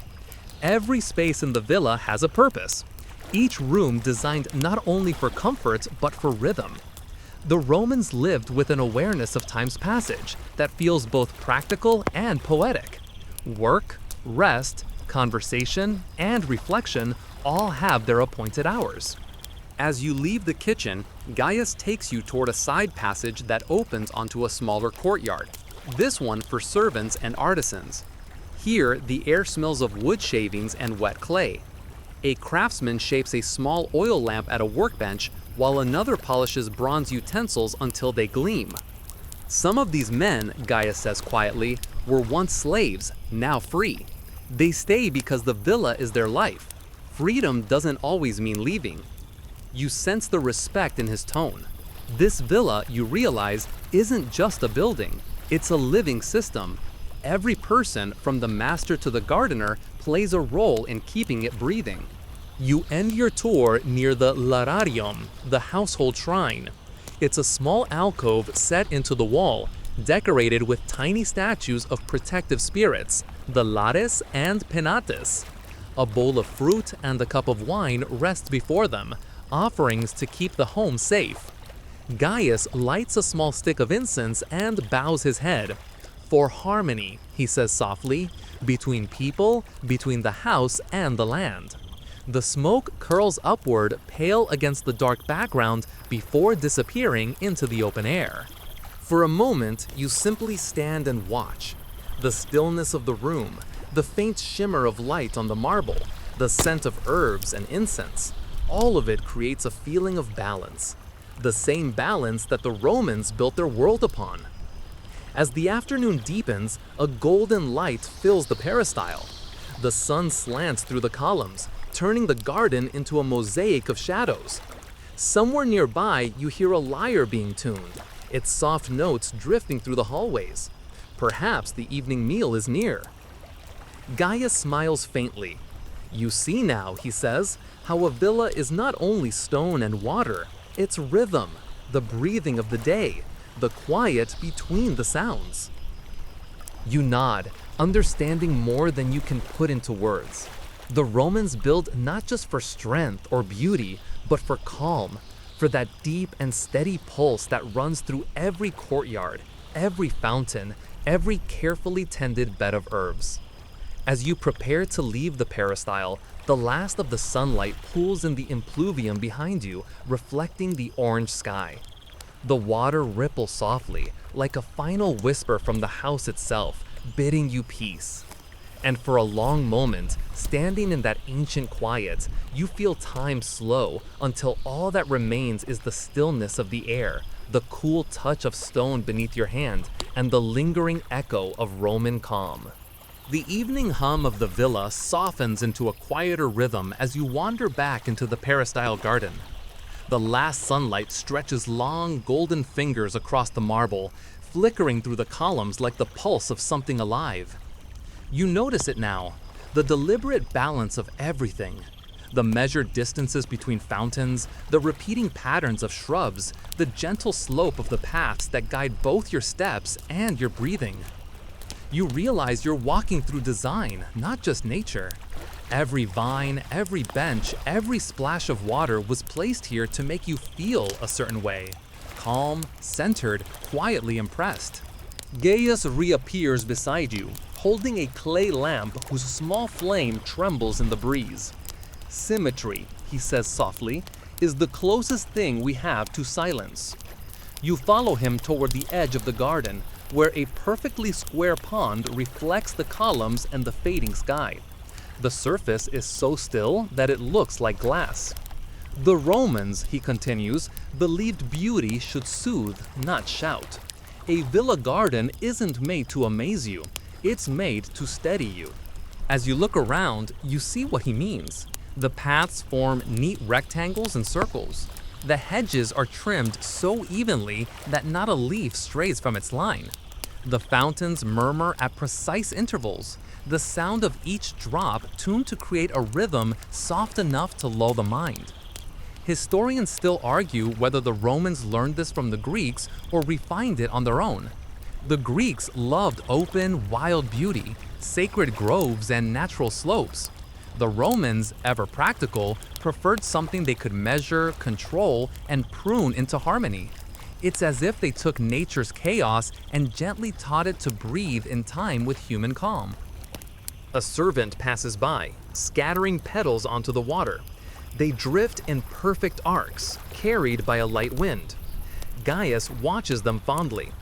Even the way a petal falls, he says, should feel deliberate. You can't help but smile. It sounds absurd, but there's a strange comfort in that thought, that someone, long before you, cared enough about peace to design it. You wander along a gravel path, where the crunch beneath your sandals creates a soft counterpoint to the fountain's murmur. To your left, rows of trimmed boxwood form miniature labyrinths. At the center of one stands a small statue of a sleeping nymph, her marble cheek smoothed by centuries of wind. Someone has placed a fresh sprig of rosemary beside her. Offerings, Gaius murmurs, for luck, for love, for better weather. Romans would pray to the garden itself if it meant good crops.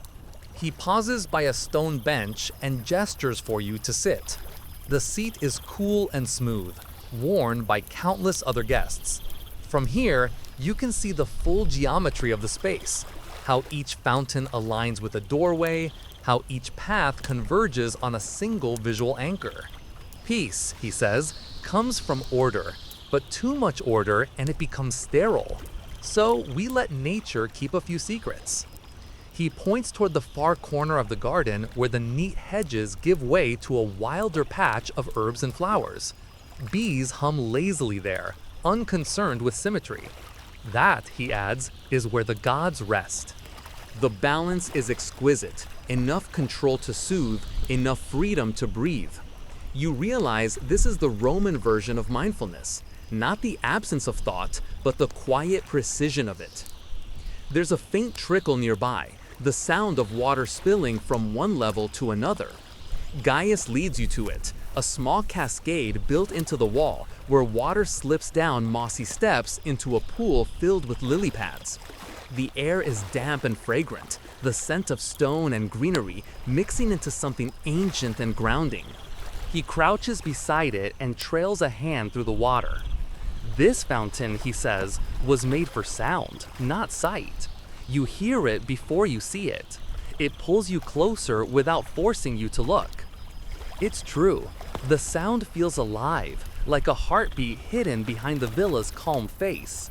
You close your eyes, and for a moment, it's as if the entire estate is breathing with you. When you open them again, Gaius is smiling. We Romans, he says, are not known for subtlety, except here. In the garden, we whisper. He gestures toward a row of tall cypress trees lining the garden's edge. Their shadows stretch long and thin across the gravel. They remind us of time, he says. Straight, tall, and patient. You plant one knowing you'll never see it reach its height, but you plant it anyway. You both fall silent, watching the sky shift from amber to violet. The fountain's whisper blends with the chirp of evening insects. Somewhere distant, a door closes softly. It's in this stillness that Gaius tells you a curious story, one that most Romans wouldn't admit aloud. Some say that when a garden grows perfectly symmetrical, too symmetrical, the household gods grow uneasy. They prefer a touch of disorder, a single wild vine, a crooked branch. Because perfection, they say, belongs to the divine, not to mortals. So every good gardener leaves one corner untended, a space for imperfection, a small surrender to chaos. You find that thought oddly comforting, that even the ancient Romans, with their marble precision, made room for life to be messy. A breeze passes through, rustling the olive leaves above you. The light flickers across the water, and you can almost hear the faint laughter of unseen spirits. Perhaps they're pleased you've noticed them. Gaius rises and walks towards a narrow corridor of stone arches leading deeper into the villa's design. As you follow, he explains how the Romans understood tranquility as a form of architecture, how they shaped light, air, and perspective to calm the mind. He points upward, where slanted beams catch the last glow of dusk. "We build to guide the sun," he says. "Every morning, light falls first on the altar, then the pond, then the dining room. The day begins in prayer, moves through beauty, and ends in conversation." You realize that Roman peace wasn't accidental, it was engineered, as intentional as their aqueducts or their roads. The architecture itself participates in daily life, coaxing its inhabitants toward balance. The courtyard opens into a long portico lined with tall, painted columns. Between them, you can glimpse the faint shimmer of torchlight reflected in polished bronze mirrors. The ceiling above is painted with deep blue patterns, stars and constellations that seem to move as the light flickers. "Look closely," Gaius whispers. "They're not random. The painter followed the real night sky. When you walk through here at midnight, the stars above you and the ones on the ceiling align." You tilt your head, and sure enough, the painted constellations seem to mirror the emerging ones outside. The illusion is mesmerizing. The Romans, it seems, brought the heavens into their homes so they'd never forget their place in the cosmos. Not too small, not too large, just balanced. It's said that wealthy Romans even employed architecti hortorum, designers of harmony, to plan their villas. These weren't mere gardeners, but philosophers with pruning shears, shaping both plants and moods. Historians still argue whether this idea of architectural calm came from the East, perhaps inspired by Persian or Egyptian courtyards, or whether it was born from Rome's own love of proportion and law. Either way, the result is the same: spaces that teach the mind to exhale. You pause at the far end of the portico, where the last torch flickers low. The night air cools your skin, carrying hints of pine and distant sea salt. Beyond the walls, crickets sing. Gaius sets his lamp on the stone ledge and folds his hands. "Do you see?" he asks. "A villa isn't just where we live, it's where we learn to be still." You nod, letting the truth of that settle. The garden, the water, the symmetry, all of it isn't just decoration, it's meditation, frozen in marble and earth. And as the stars brighten overhead, reflected in the calm pond behind you, you feel it too. That slow, deliberate peace the Romans mastered so long ago. A peace built not from silence, but from balance. You take a deep breath. The air tastes of lavender and stone. Somewhere in the shadows, a nightbird calls. The fountain murmurs its eternal lullaby. The marble holds the day's warmth like a memory that doesn't fade.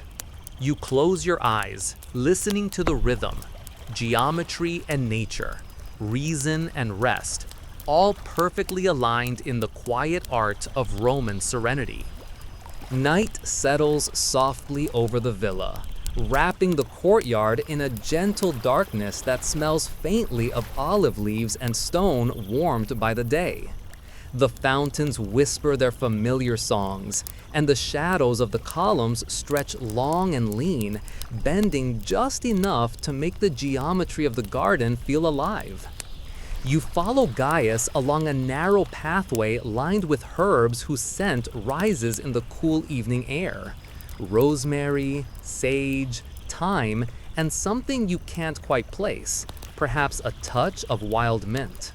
"Tonight," he says, "you will explore the secret heart of the villa, the inner gardens, hidden corners where the Romans practiced leisure, contemplation, and small indulgences far from the public eye.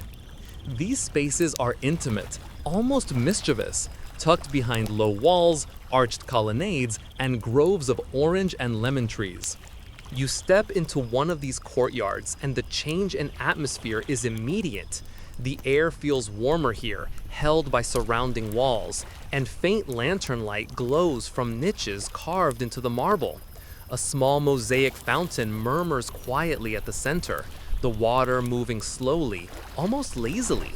It is the kind of sound that makes your eyelids heavy, not out of boredom, but from the weightless serenity of it. Gaius gestures toward the surrounding plants. The inner garden, he whispers, was meant for private reflection and small pleasures. Unlike the peristyle, which is designed to impress, this space is meant to soothe. You wander along the curved paths, noticing small details. Tiny statues of fawns peeking from under a shrub, carefully tended beds of violets and hyacinths, and a narrow herb spiral that seems impossibly symmetrical. A delicate fragrance rises from a patch of lavender, blending with the wet stone and the faint aroma of crushed mint. You breathe it in and feel a surprising calm, like the world has narrowed to this moment and this scent. Here, Gaius explains, is where the Romans entertained themselves quietly. They would read scrolls, play simple games, or simply lie on the soft cushions of a shaded bench, watching sunlight flicker across the water and listening to the wind stir the leaves. He picks a leaf of basil and crushes it gently between his fingers. The smell rises immediately, sharp and clean. Even the scent matters, he says. A garden without aroma is like a poem without meaning. You watch as a small marble basin near the fountain is filled with petals, arranged in a loose spiral pattern. Gaius plucks one and lets it fall back into the water. Sometimes we leave patterns for the gods, he says, sometimes for ourselves. Either way, they bring stillness. The Romans believed that gardens were not just for sustenance or beauty, but for balance, the mind, body, and soul intertwined with the earth. You notice the careful placement of every plant, the cool shade of a cypress near the stone bench, a patch of marigolds near the fountain to repel insects, a border of thyme along the path that releases scent with every step. Historians still argue whether these choices were purely practical or if Romans intuited a kind of early psychology in their design. Either way, it works. The space exudes a sense of calm you didn't realize you needed. You follow Gaius to a small grotto tucked behind a trellis of climbing roses. The flowers are in full bloom, their petals glowing faintly in the lantern light. A trickle of water falls from the roof into a shallow pool below, the sound steady and hypnotic. Some say the roses hold memories, he murmurs. A rose planted for joy will bloom differently than one planted for sorrow. You kneel beside the pool, letting your fingers brush the water. Tiny fish dart under your touch, their movements startling in their grace. The marble walls of the grotto are cool to the skin, and the scent of damp stone mixes with the rose's heady perfume. You feel almost suspended in time, like the night itself has slowed to match the gentle pulse of the garden. Gaius leans against the wall, watching your fascination. Romans love to create spaces like this, he says, places where the world outside can't intrude, where even the noise of the city feels far away. You notice a small statue of Priapus hidden behind a potted lemon tree. His expression is comically exaggerated, and Gaius chuckles softly. A little charm for fertility, he says, though some argue it's more for humor than protection. You laugh quietly, imagining the Romans enjoying both devotion and mischief in the same garden. He guides you toward a small hedge maze at the far corner of the courtyard. It's low, simple, and surprisingly charming. Children play here, he says, or adults who want to lose themselves for a moment. The maze isn't about skill. It's about slowing down, about wandering. You step carefully along the gravel path, the scent of crushed herbs underfoot, and feel a subtle shift in perception. The maze twists gently, leading you first left, then right, each turn framed by carefully clipped boxwood and flowering shrubs. Every step requires attention, but in the most relaxing way. The world beyond the walls seems far away, irrelevant. At the center of the maze, a small circular bench surrounds a tiny fountain. Water trickles down moss-covered stones, droplets catching the faint lantern light. You sit, letting the stillness seep into your limbs. Gaius joins you quietly, handing you a small cup of diluted wine. The taste is tart, earthy, alive, a simple reminder of the villa's rhythm, the harvest, the care, the patience that went into even the smallest detail. He nods toward the surrounding hedges. Even the wildness has order, he says. A maze is perfect for thinking, or not thinking at all. You sip the wine, letting the flavor linger. Your thoughts soften, ebbing like the water in the fountain. Somewhere in the distance, the faint sound of a flute drifts through the garden, perhaps from another wing of the villa. The combination of scent, sound, and shadow is hypnotic, enough to lull even the busiest mind into calm observation. Gaius picks a sprig of rosemary and crushes it lightly. For clarity, he says, the Romans believed it helped focus the mind, even as the body rests. You inhale the fragrant oil rising from the leaves, noticing a slight warmth behind your eyes, a comforting sense of awareness mingled with relaxation. You look around at the carefully cultivated plants, the softly falling water, the flickering shadows, and realize something important. The Villa Spinner Gardens were not designed to impress anyone. They were meant to nurture patience, reflection, and peace. The Romans understood that tranquility could be cultivated like crops, tended with the same care and precision. And as night deepens, the lanterns glow, flickering softly against the walls, the fountain's whispers filling the air, and the maze's paths inviting gentle wandering, you feel a profound connection to this ancient space. Not just to its beauty, but to the quiet intention behind it. The thought that every plant, every stone, every drop of water exists to guide you toward calm. Night deepens, the stars blinking faintly above the villa's tiled roofs, and you follow Gaius along a shadowed corridor that leads to one of the most intimate areas of the estate, the private orchard. Unlike the peristyle or the inner courtyard, this space is small, tucked behind high walls and shaded by tall citrus trees. The scent of oranges and lemons rises softly, mingling with the earthiness of soil warmed by the day's sun. You inhale deeply, feeling as if each breath carries centuries of growth, rain, and careful cultivation. Gaius walks slowly beside you, his hand brushing against the rough bark of an olive tree. This orchard, he whispers, was always meant for quiet meals and private reflection. The main gardens impress, this one nurtures. The trees are planted in neat rows, but between them, small wildflowers have been allowed to flourish. Tiny yellow blooms peek from the grass, and the air is alive with the soft hum of nocturnal insects. There's a subtle choreography here, order and freedom dancing together, each enhancing the other. You stop beside a small stone bench under a lemon tree, the fruits glowing pale gold in the lantern light. A shallow trough runs along the edge of the orchard, carrying water that glints like quicksilver in the night. Gaius gestures for you to sit. Here, he says, you can see the moon's reflection in the leaves, hear the whisper of water, and understand why Romans loved small, private orchards. You lean back, letting your hands rest on your knees. The night is still but alive. Somewhere, a small owl calls, and the rustle of leaves makes the orchard feel like it is breathing with you. You reach out to touch the surface of the water. Tiny fish dart under your fingertips, their movement quick and alive, almost playful. Gaius points to a cluster of fig trees nearby. Figs were sacred, he says. Romans believed the first city, Rome itself, was watched over by fig trees. Planting them near the home was thought to bring prosperity and protection. You pluck a small, ripened fig from a branch. Its skin is soft, yielding under your touch, and as you bite, the flesh is sweet with a hint of tang. The flavor carries a strange weight, history itself perhaps, and you realize that every meal, every snack in this villa is a quiet link to the past.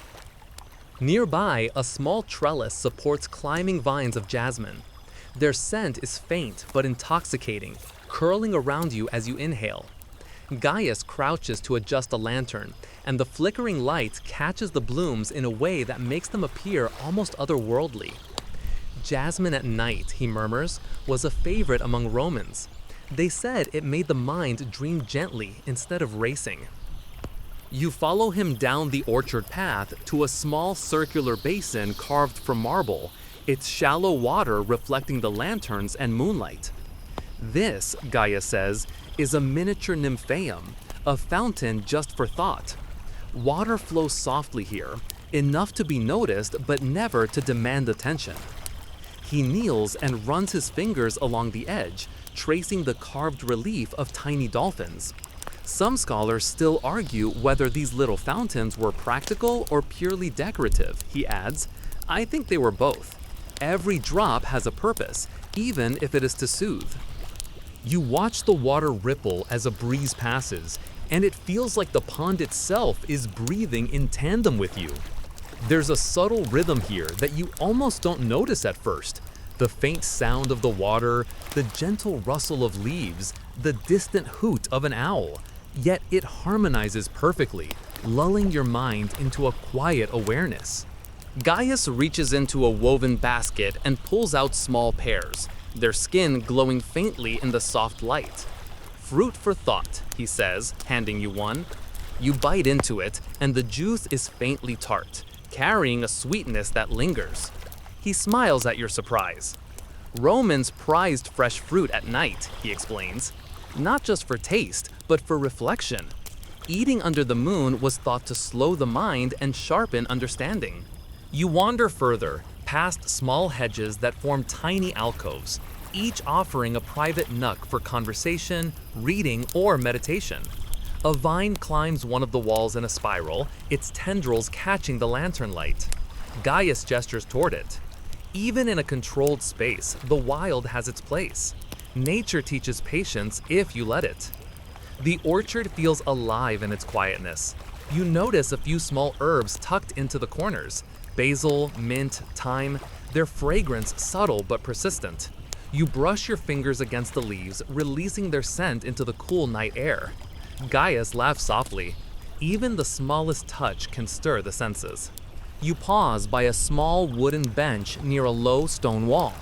From here, you can see the villa beyond the orchard, columns catching the last light of the moon. The shadows stretch across the marble floor and gardens, creating a mosaic of dark and light that seems deliberate, even sacred. Romans, Gaius says, built their homes to guide thought. Every corner, every path, every plant has its role. This orchard teaches you to slow down, notice, and breathe. You sit for a while, listening to the water, inhaling the scent of citrus and herbs, feeling the gentle pulse of night in the villa. Somewhere distant, a servant hums softly while tending the remaining lanterns. The sound blends with the fountains, with the wind, with the soft rustling of leaves, until everything is a single, unbroken wave of calm. Gaius rises and leans against the low wall. Some say the orchard was the truest space of the villa, he murmurs. Not the peristyle, not the inner gardens, but this, the hidden heart. It is private, humble, and eternal. You can see how Romans measure time here, through growth, through seasons, through reflection. You nod, feeling the truth of it. The orchard is not grandiose, but it is alive with intention.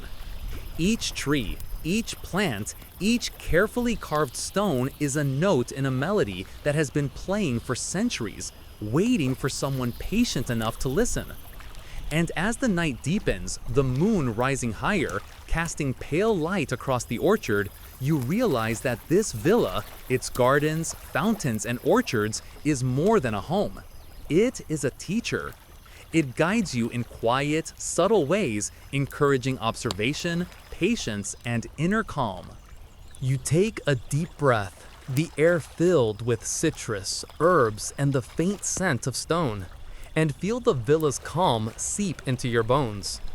Every step, every glance, every whisper of water reminds you that peace is not an absence of activity, but a balance of attention, intention, and quiet joy.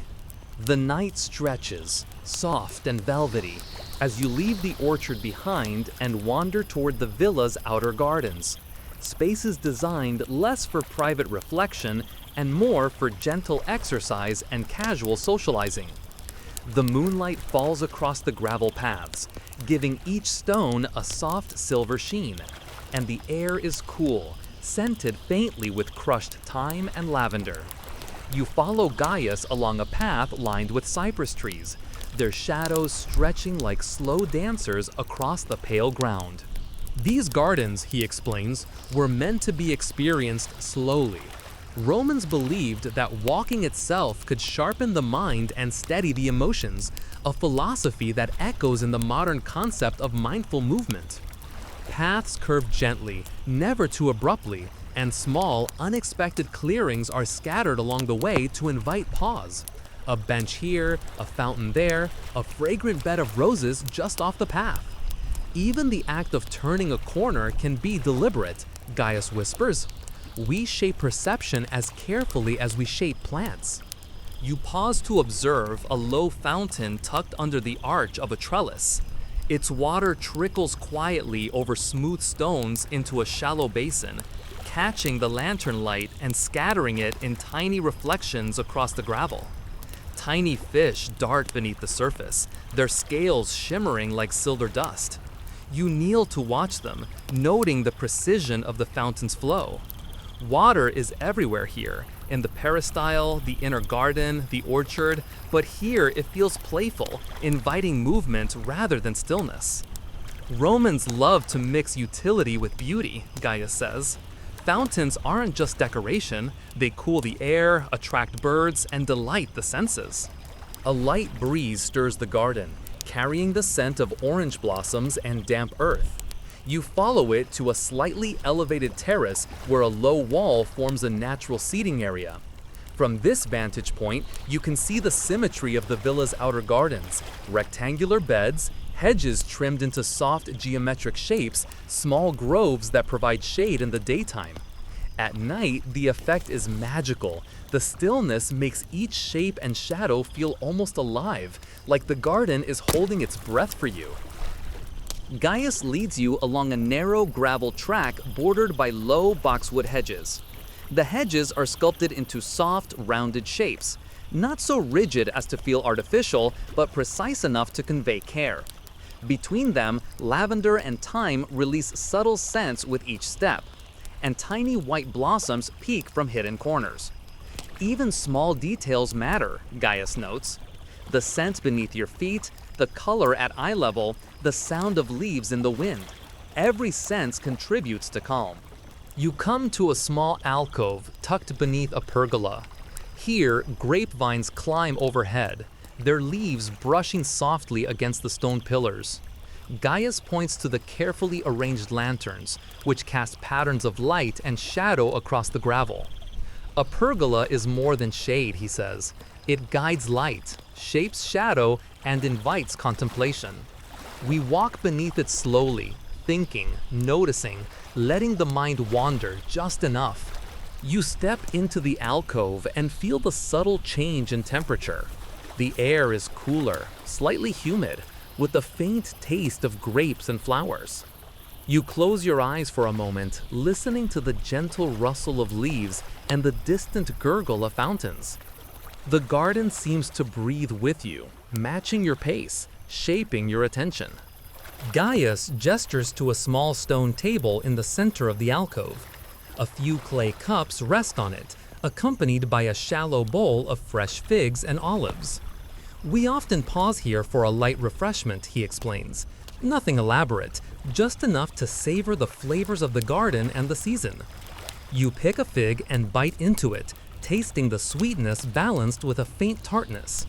The experience is grounding, a simple act, yet profoundly connected to the careful attention paid to the villa's design. Beyond the pergola, the path leads to a small rectangular pool, its edges lined with marble and bordered by neatly trimmed hedges. Water lilies float on the surface, their round leaves catching moonlight. You lean closer, watching the reflection of the stars ripple with each subtle movement of water. Birds perch quietly on the edge, their faint calls blending with the soft trickle of fountains. Pools like this were both practical and aesthetic, Gaius explains. They reflected the sky, cooled the air, and provided food for birds and small fish. Every element serves more than one purpose. You notice a small niche at one end of the pool, carved into the marble wall. A statue of Venus rests there, her gaze calm, her posture serene. The moonlight glances off her marble form, giving her an almost ethereal glow. Gaius leans toward you and whispers, "Some say the placement of statues is deliberate for the mind as much as for the eye. A calm figure can quiet the heart without words." As you continue along the path, you encounter a small stone bridge that arches over a trickling canal. The water below catches the lantern light, scattering it into tiny dancing points on the gravel beneath. Crossing it slowly, you feel a slight elevation, a subtle shift in perspective. The Romans believed that even small changes in elevation, paired with symmetry and careful sightlines, could influence mood and perception. The path continues into a shaded grove of orange and lemon trees. Their fruit hangs low, glowing faintly in the lantern light, and the air is thick with their combined scent. Tiny bees hum lazily among the blossoms, and the faint rustle in the undergrowth hints at small nocturnal creatures, a lizard perhaps, or a rabbit moving quietly among the hedges. Life thrives even at night, Gaius says, his voice soft. Even in the quiet, there is motion and energy. The villa teaches you to notice it without disturbance. You pause to admire the grove, noticing how the carefully spaced trees allow both light and shadow to play across the ground. The Romans understood that controlling light was as important as controlling plants. Shadows could lead the eye, soften a harsh perspective, or create the feeling of depth and intimacy. You realize that even the smallest detail, the angle of a branch, the height of a hedge, was intentional. Gaius gestures toward a small stone bench tucked beneath a pair of intertwined orange trees. "Sit," he says. "Observe. Breathe. Let the garden work on you as it has worked on generations before you." You sit, feeling the cool marble beneath your hands and the faint vibration of the earth from unseen creatures moving in the soil. The scents, sounds, and shapes around you create a tapestry of calm. Each element, water, stone, plant, light, is a note in a silent symphony designed to slow the mind and steady the heart. As you breathe, you notice the subtle hum of the villa at night, the distant drip of fountains, the soft rustle of leaves, the faint call of nocturnal birds. The design of the outer gardens guides you naturally through the space, encouraging pauses, subtle shifts in attention, and moments of quiet wonder. Gaius remains nearby, quietly observing, letting the villa's rhythm envelop you. "These gardens," he says softly, "are about movement, observation, and reflection. Each step is deliberate, each pause meaningful. This is the Roman art of pacing life." And as you sit beneath the trees, feeling the gentle coolness of the night, and listening to the soft sounds of water, wind, and distant wings, you sense that the villa has taught you something essential. That tranquility is not the absence of action, but the careful shaping of it. Every plant, stone, and path contributes to a subtle choreography that nurtures the body, mind, and soul. The night deepens further as you leave the outer gardens behind, your footsteps quiet on the gravel paths, carrying you toward the villa's terraces overlooking the distant countryside. The moon has climbed higher now, casting long, pale shadows that stretch across the manicured hedges and tiled roofs. You follow Gaius along a gently sloping stone staircase, each step worn smooth by countless travelers over the decades, and notice how the villa seems to expand as you move upward, revealing perspectives you hadn't imagined before. At the top, a broad terrace opens to reveal a panorama of rolling hills, olive groves, and distant villages faintly lit by their own lamps. The air here is cooler, scented faintly with lavender and the subtle aroma of distant pines. You pause to inhale deeply, feeling the villa's influence extend beyond its walls. The gardens, fountains, and courtyards harmonize not only within themselves, but with the larger landscape. The Romans, Gaius explains, believed that a villa's design should extend outward, blending cultivated beauty with the natural world. You wander to the edge of the terrace, leaning against the marble balustrade. The night sky stretches endlessly above, and the soft murmur of fountains from the lower gardens drifts upward like a distant lullaby. It's impossible not to feel the intentionality here. The villa is as much a stage for the mind as it is a physical structure. Every vantage point, every line of sight, every gentle curve in the terrace walls is calculated to create a feeling of calm and contemplation. Gaius points toward a series of small stone planters lining the terrace, each filled with herbs and flowering plants. Even up here, he murmurs, we keep life close. Rosemary, lavender, and sage, familiar scents for the senses, companions for thought. The terraces are as much for reflection as they are for view. You bend to touch the leaves, releasing their fragrance into the cool night air, and feel a subtle stillness settle over your mind. He gestures to a small fountain at the terrace's center, its water glimmering under the moonlight. The trickle of water is slow, steady, almost musical in its quiet repetition. The Romans, Gaius continues, believed that the sound of water at night keeps the mind from wandering into chaos. Its rhythm without urgency, a lullaby without words. You find yourself listening intently, noting the gentle variations in the flow, the way it mirrors the natural pulse of the night. Nearby, a low pergola supports climbing roses and wisteria, their blooms glowing faintly under the lantern's soft light. The scent is heady, mixing with the crisp air and the subtle aroma of marble warmed during the day. You reach out and brush a petal with your fingertips, marveling at its delicate structure. Even the smallest details matter, Gaius says. A single flower can shift the mood of a terrace, just as a misplaced stone can disturb harmony. The terrace is designed for lingering. Low benches line the walls, stone tables hold simple refreshments, and small niches carved into the marble display statues of gods, philosophers, and mythic figures. Gaius points to a small bronze figure of Mercury perched delicately near the edge. Some argue that Mercury was chosen for his wit, he says. Others for his ability to move swiftly between worlds, the mortal and divine. Either way, he reminds the visitor to balance reflection with lightness.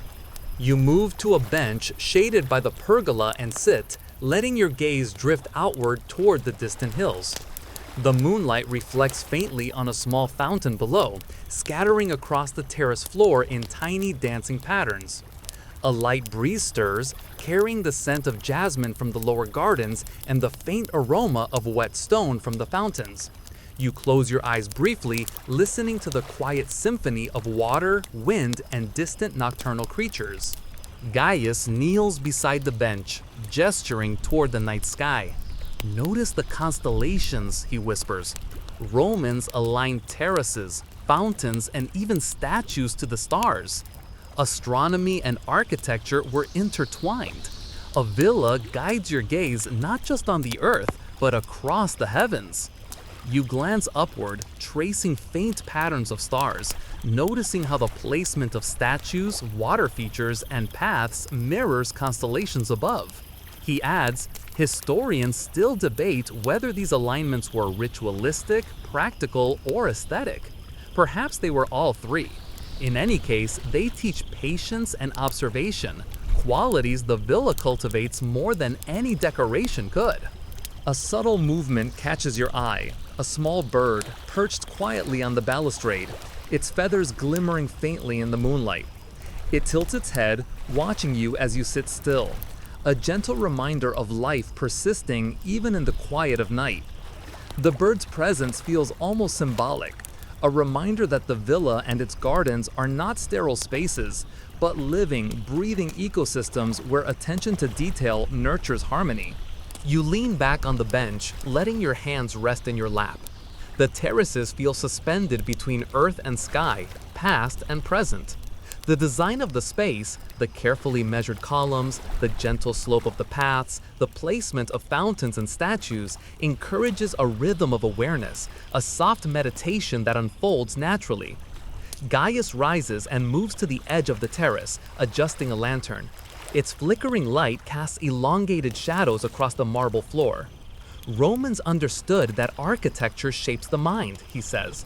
Each terrace, each garden, each fountain is a guide, teaching observation, patience, and quiet pleasure. You take a deep breath, inhaling the mingling scents of herbs, stone, and flowering vines. You notice the subtle variations in sound, the distant trickle of water, the occasional rustle of leaves, the far-off call of an owl. Everything is deliberate yet gentle, harmonizing without effort. In the center of the terrace, the main fountain catches your attention again. Tiny droplets sparkle as they arc from one basin to another, catching the moonlight before settling in the water below. You realize how the Romans used the simplest elements, water, stone, plants, light, to orchestrate a sense of peace. Every detail serves a dual purpose: practical, beautiful, and calming. Gaius gestures toward a low mosaic panel embedded in the terrace floor. Its pattern depicts a swirling motif of waves and wind. Even the floor teaches, he says softly. Notice how your eye follows the design. Movement can be subtle, just enough to guide thought without effort. As you follow his gaze, your mind begins to quiet. The terrace, the gardens below, the orchard, the inner courtyard, and the peristyle all merge into a single flowing experience. The villa is no longer a collection of spaces. It is an organism designed to guide the senses and slow the mind. You rise slowly, stretching, and let your eyes wander over the distant horizon. The night is cool, serene, and filled with subtle motion. Somewhere below, a fountain murmurs, the leaves rustle, a lantern flickers. Each small sound is amplified by your attention, yet softened by the calm rhythm of the villa. Gaius turns to you, a faint smile on his face. The terraces, he says, are where the villa speaks. It teaches without words. Observe, listen, breathe. The night is the teacher, and the villa is the classroom. You close your eyes and let the sensation of quiet and harmony fill your body, feeling the deliberate rhythm of the villa, the careful placement of every plant, stone, and fountain, and the soft orchestration of the night itself. The experience is gentle, deliberate, and profoundly calming, a lesson in the Roman art of living slowly and mindfully. The villa's night rhythm guides you gently as you descend from the terraces, stepping lightly along a path that leads to the secluded herb gardens, a quiet haven tucked between the villa walls and the edge of the property. The air here is dense with the scent of rosemary, sage, and lavender, mingling with the faint earthy aroma of soil still warm from the day's sun.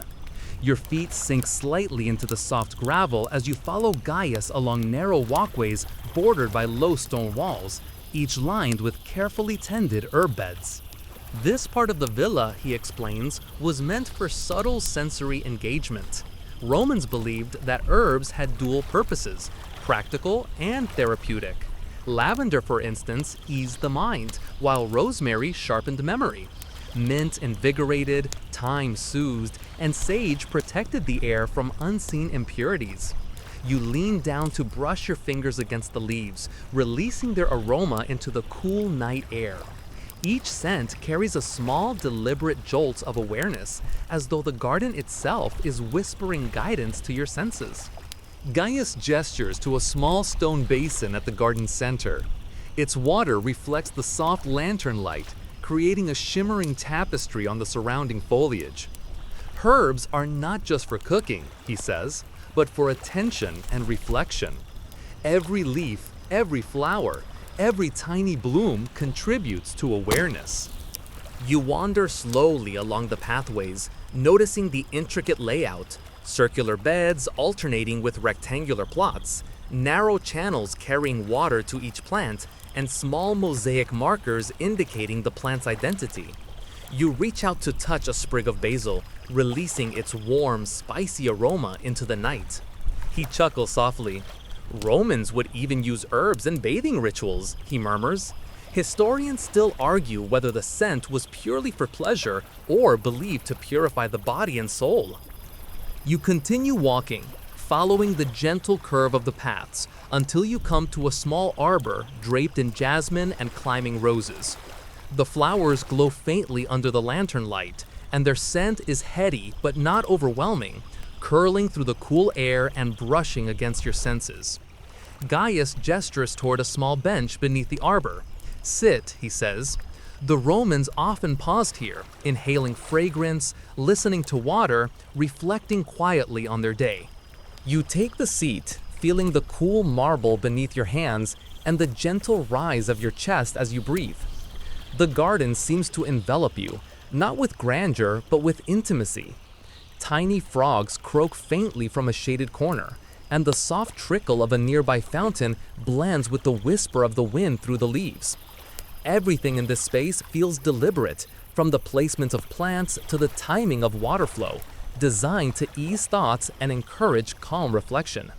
A faint rustle from the far corner draws your attention. You notice small lavender plants swaying gently, disturbed by a tiny creature, perhaps a hedgehog or a rabbit. The garden is alive, even at night, yet it remains serene. Gaius smiles faintly. Life continues here without disruption.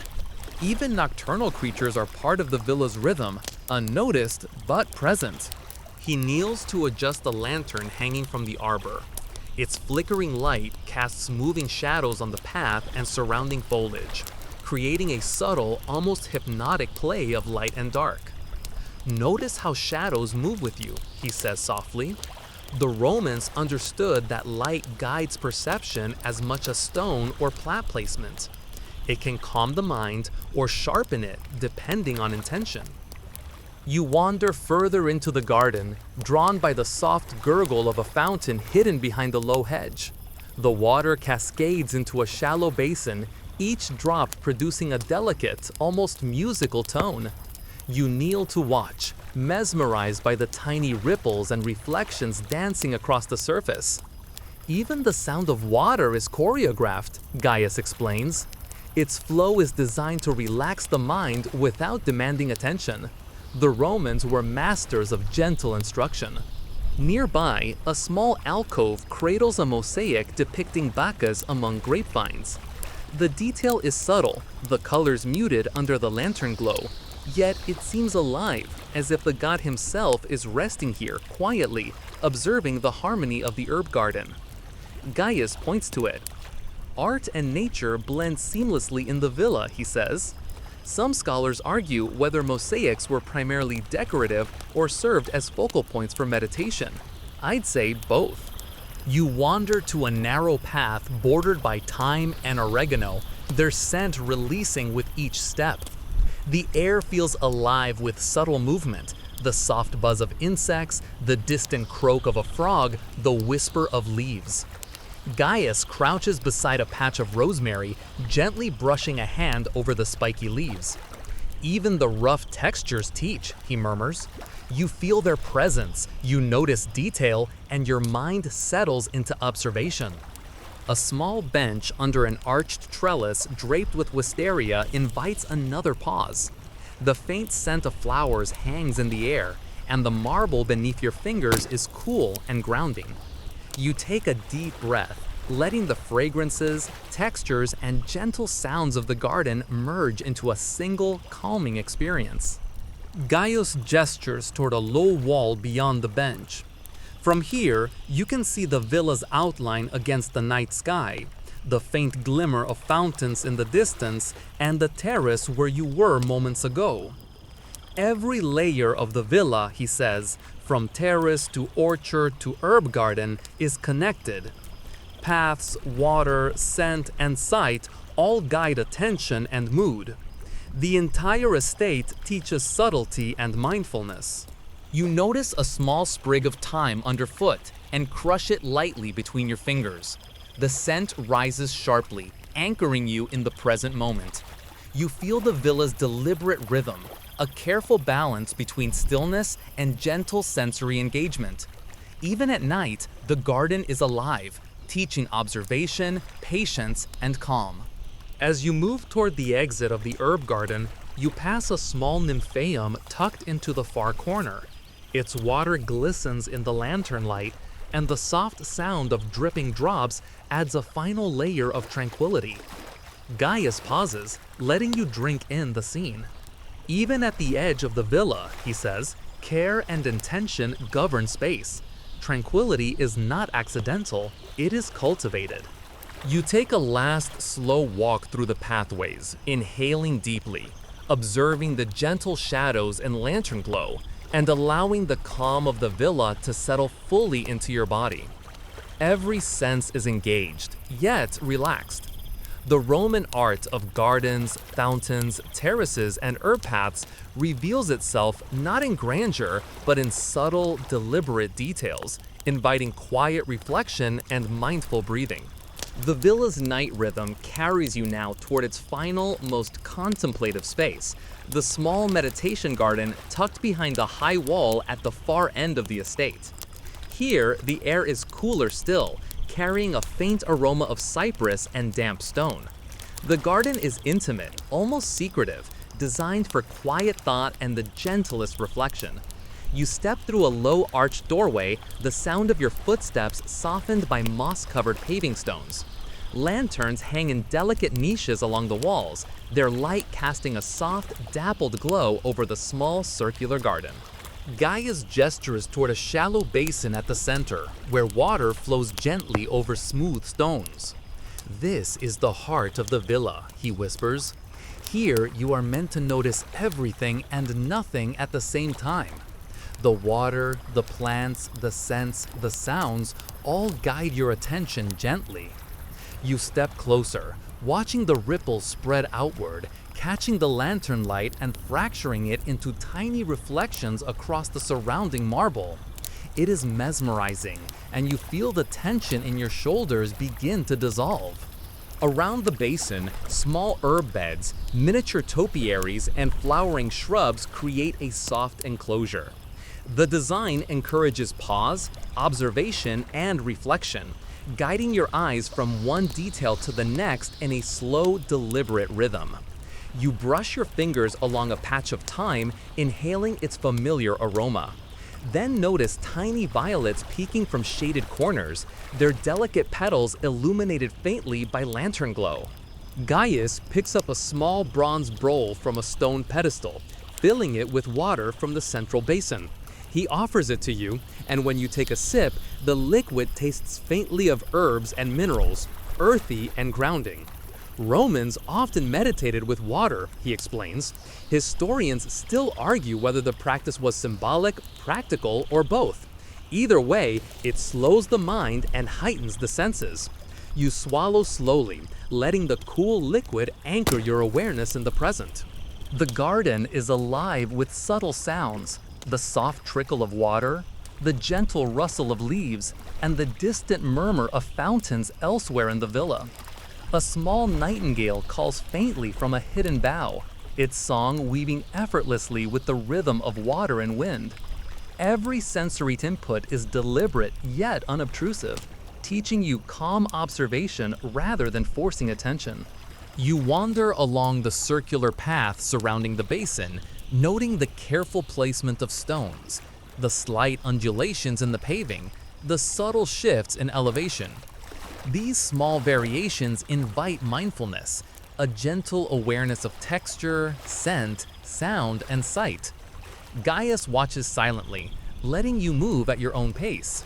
A small pergola arches over one segment of the path, draped with climbing roses and jasmine. Their fragrance is soft and intoxicating, curling gently around your senses without overwhelming them. You lean against the pergola stone column, inhaling deeply, feeling the gentle pulse of the night seep into your body. Gaius murmurs, "Even scent guides thought." Romans understood that calming or invigorating aromas could influence reflection and mood. You notice a tiny bronze statue tucked beneath the pergola, a depiction of a philosopher in quiet contemplation. Its posture is relaxed, its gaze downward, and its presence seems to mirror your own experience in the garden. Art and nature here are inseparable, Gaius says. Some argue the statues were purely decorative, but even decoration has power when placed with intention. Moving further along the path, you pass small fountains carved into the walls, each with water trickling gently into shallow basins. The combination of flowing water, soft scents, and dim lantern light creates a meditative cadence, like a slow heartbeat in the night. You pause beside one fountain, letting the water lap quietly at the edges and reflecting on the villa's careful orchestration. Every detail, from herb placement to shadow, sound to scent, contributes to a subtle, enveloping sense of tranquility. You settle onto a low bench near the garden's edge, letting your fingers trace the cool marble. The night air is still, yet alive with movement. Leaves stirring in a gentle breeze, tiny insects buzzing softly, distant fountains singing in the background. You close your eyes briefly, focusing on the sensations around you, the slow, deliberate rhythm of the garden, and the sense of connection to something enduring and patient. Gaius gestures toward the horizon beyond the villa walls. "Look," he whispers, "even in the distance, the landscape participates. Olive groves, hills, and streams extend the villa's calm.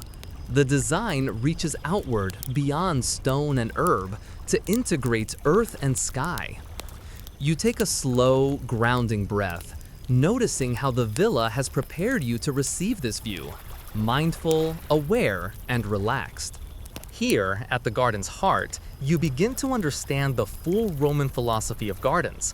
They are instruments of patience, mindfulness, and gentle engagement. Every fountain, herb, path, and statue works together to slow the mind, guide observation, and nurture the spirit. Even centuries later, the rhythms remain effective, coaxing calm, curiosity, and quiet reflection from anyone willing to move slowly and notice deeply. You rise from the bench and wander one last time around the central basin, observing the reflections of lantern light in the water. Each ripple seems to echo the slow passage of time, the delicate choreography of plant, stone, and scent. The villa has taught you the subtle power of deliberate attention, the gentle art of noticing, and the restorative magic of thoughtfully arranged space. As the night continues to deepen, you settle into the final moment of quiet reflection. Lanterns flicker softly, water trickles in slow musical arcs, and the faint scent of herbs and flowers lingers in the air. You feel the villa's rhythm, the careful orchestration of observation, movement, and pause settle fully into your mind and body. The wind drifts gently, carrying the combined scents of jasmine, thyme, and lavender, blending into a soothing perfume that encourages slow, steady breathing. You let your eyes soften, your thoughts drift, and your awareness settle. The villa's gardens, terraces, fountains, orchards, and hidden corners have guided you toward calm, showing that even in the simplest acts of walking, touching, observing, and breathing, peace can be cultivated. You close your eyes, letting the gentle sound of trickling water and rustling leaves fade into a whisper in your mind. You feel grounded, relaxed, and part of the villa's enduring rhythm, a rhythm of intention, care, and serene attention. The night is a gentle teacher, the villa its guide, and you are fully present in this slow, mindful harmony. The villa now seems to breathe with you, its subtle rhythms unfolding in gentle waves through your body. You notice the slow rise and fall of your chest, the faint warmth of the night air on your skin, and the delicate layering of scent, sound, and texture surrounding you. Each detail, from the soft trickle of water to the gentle sway of leaves in the breeze, merges into a single, quiet cadence that invites your mind to drift. There is no urgency here, no demand to act or think. Instead, the villa teaches the art of gentle attention, noticing the curve of a leaf, the play of shadow on marble, the delicate hum of night insects. You feel the rhythm of the space seep inward, relaxing your muscles, softening your thoughts, and creating a subtle, steady pulse of calm. As your awareness continues to slow, the layers of scent, lavender, thyme, jasmine, mingle softly, guiding your senses toward serenity. The lantern's glow, flickering against the stone and foliage, mirrors the heartbeat of the night itself, steady, quiet, and unhurried. You feel cocooned in gentle intention, every detail of the villa serving as a whispering guide toward inner peace. Allow yourself to linger in this stillness. Breathe slowly, letting the night settle into your body and mind. Imagine the villa's fountains, gardens, and terraces stretching endlessly, their quiet instruction wrapping you in calm. Thoughts may drift, but they are light and harmless, carried along by the villa's enduring rhythm. The night, the garden, and the careful orchestration of each stone, plant, and drop of water are now a soft companion, inviting you to rest. Let the gentle hum of the villa lull you, its slow cadence a soothing guide as you sink deeper into comfort, relaxation, and quiet reflection. End of script. Sweet dreams.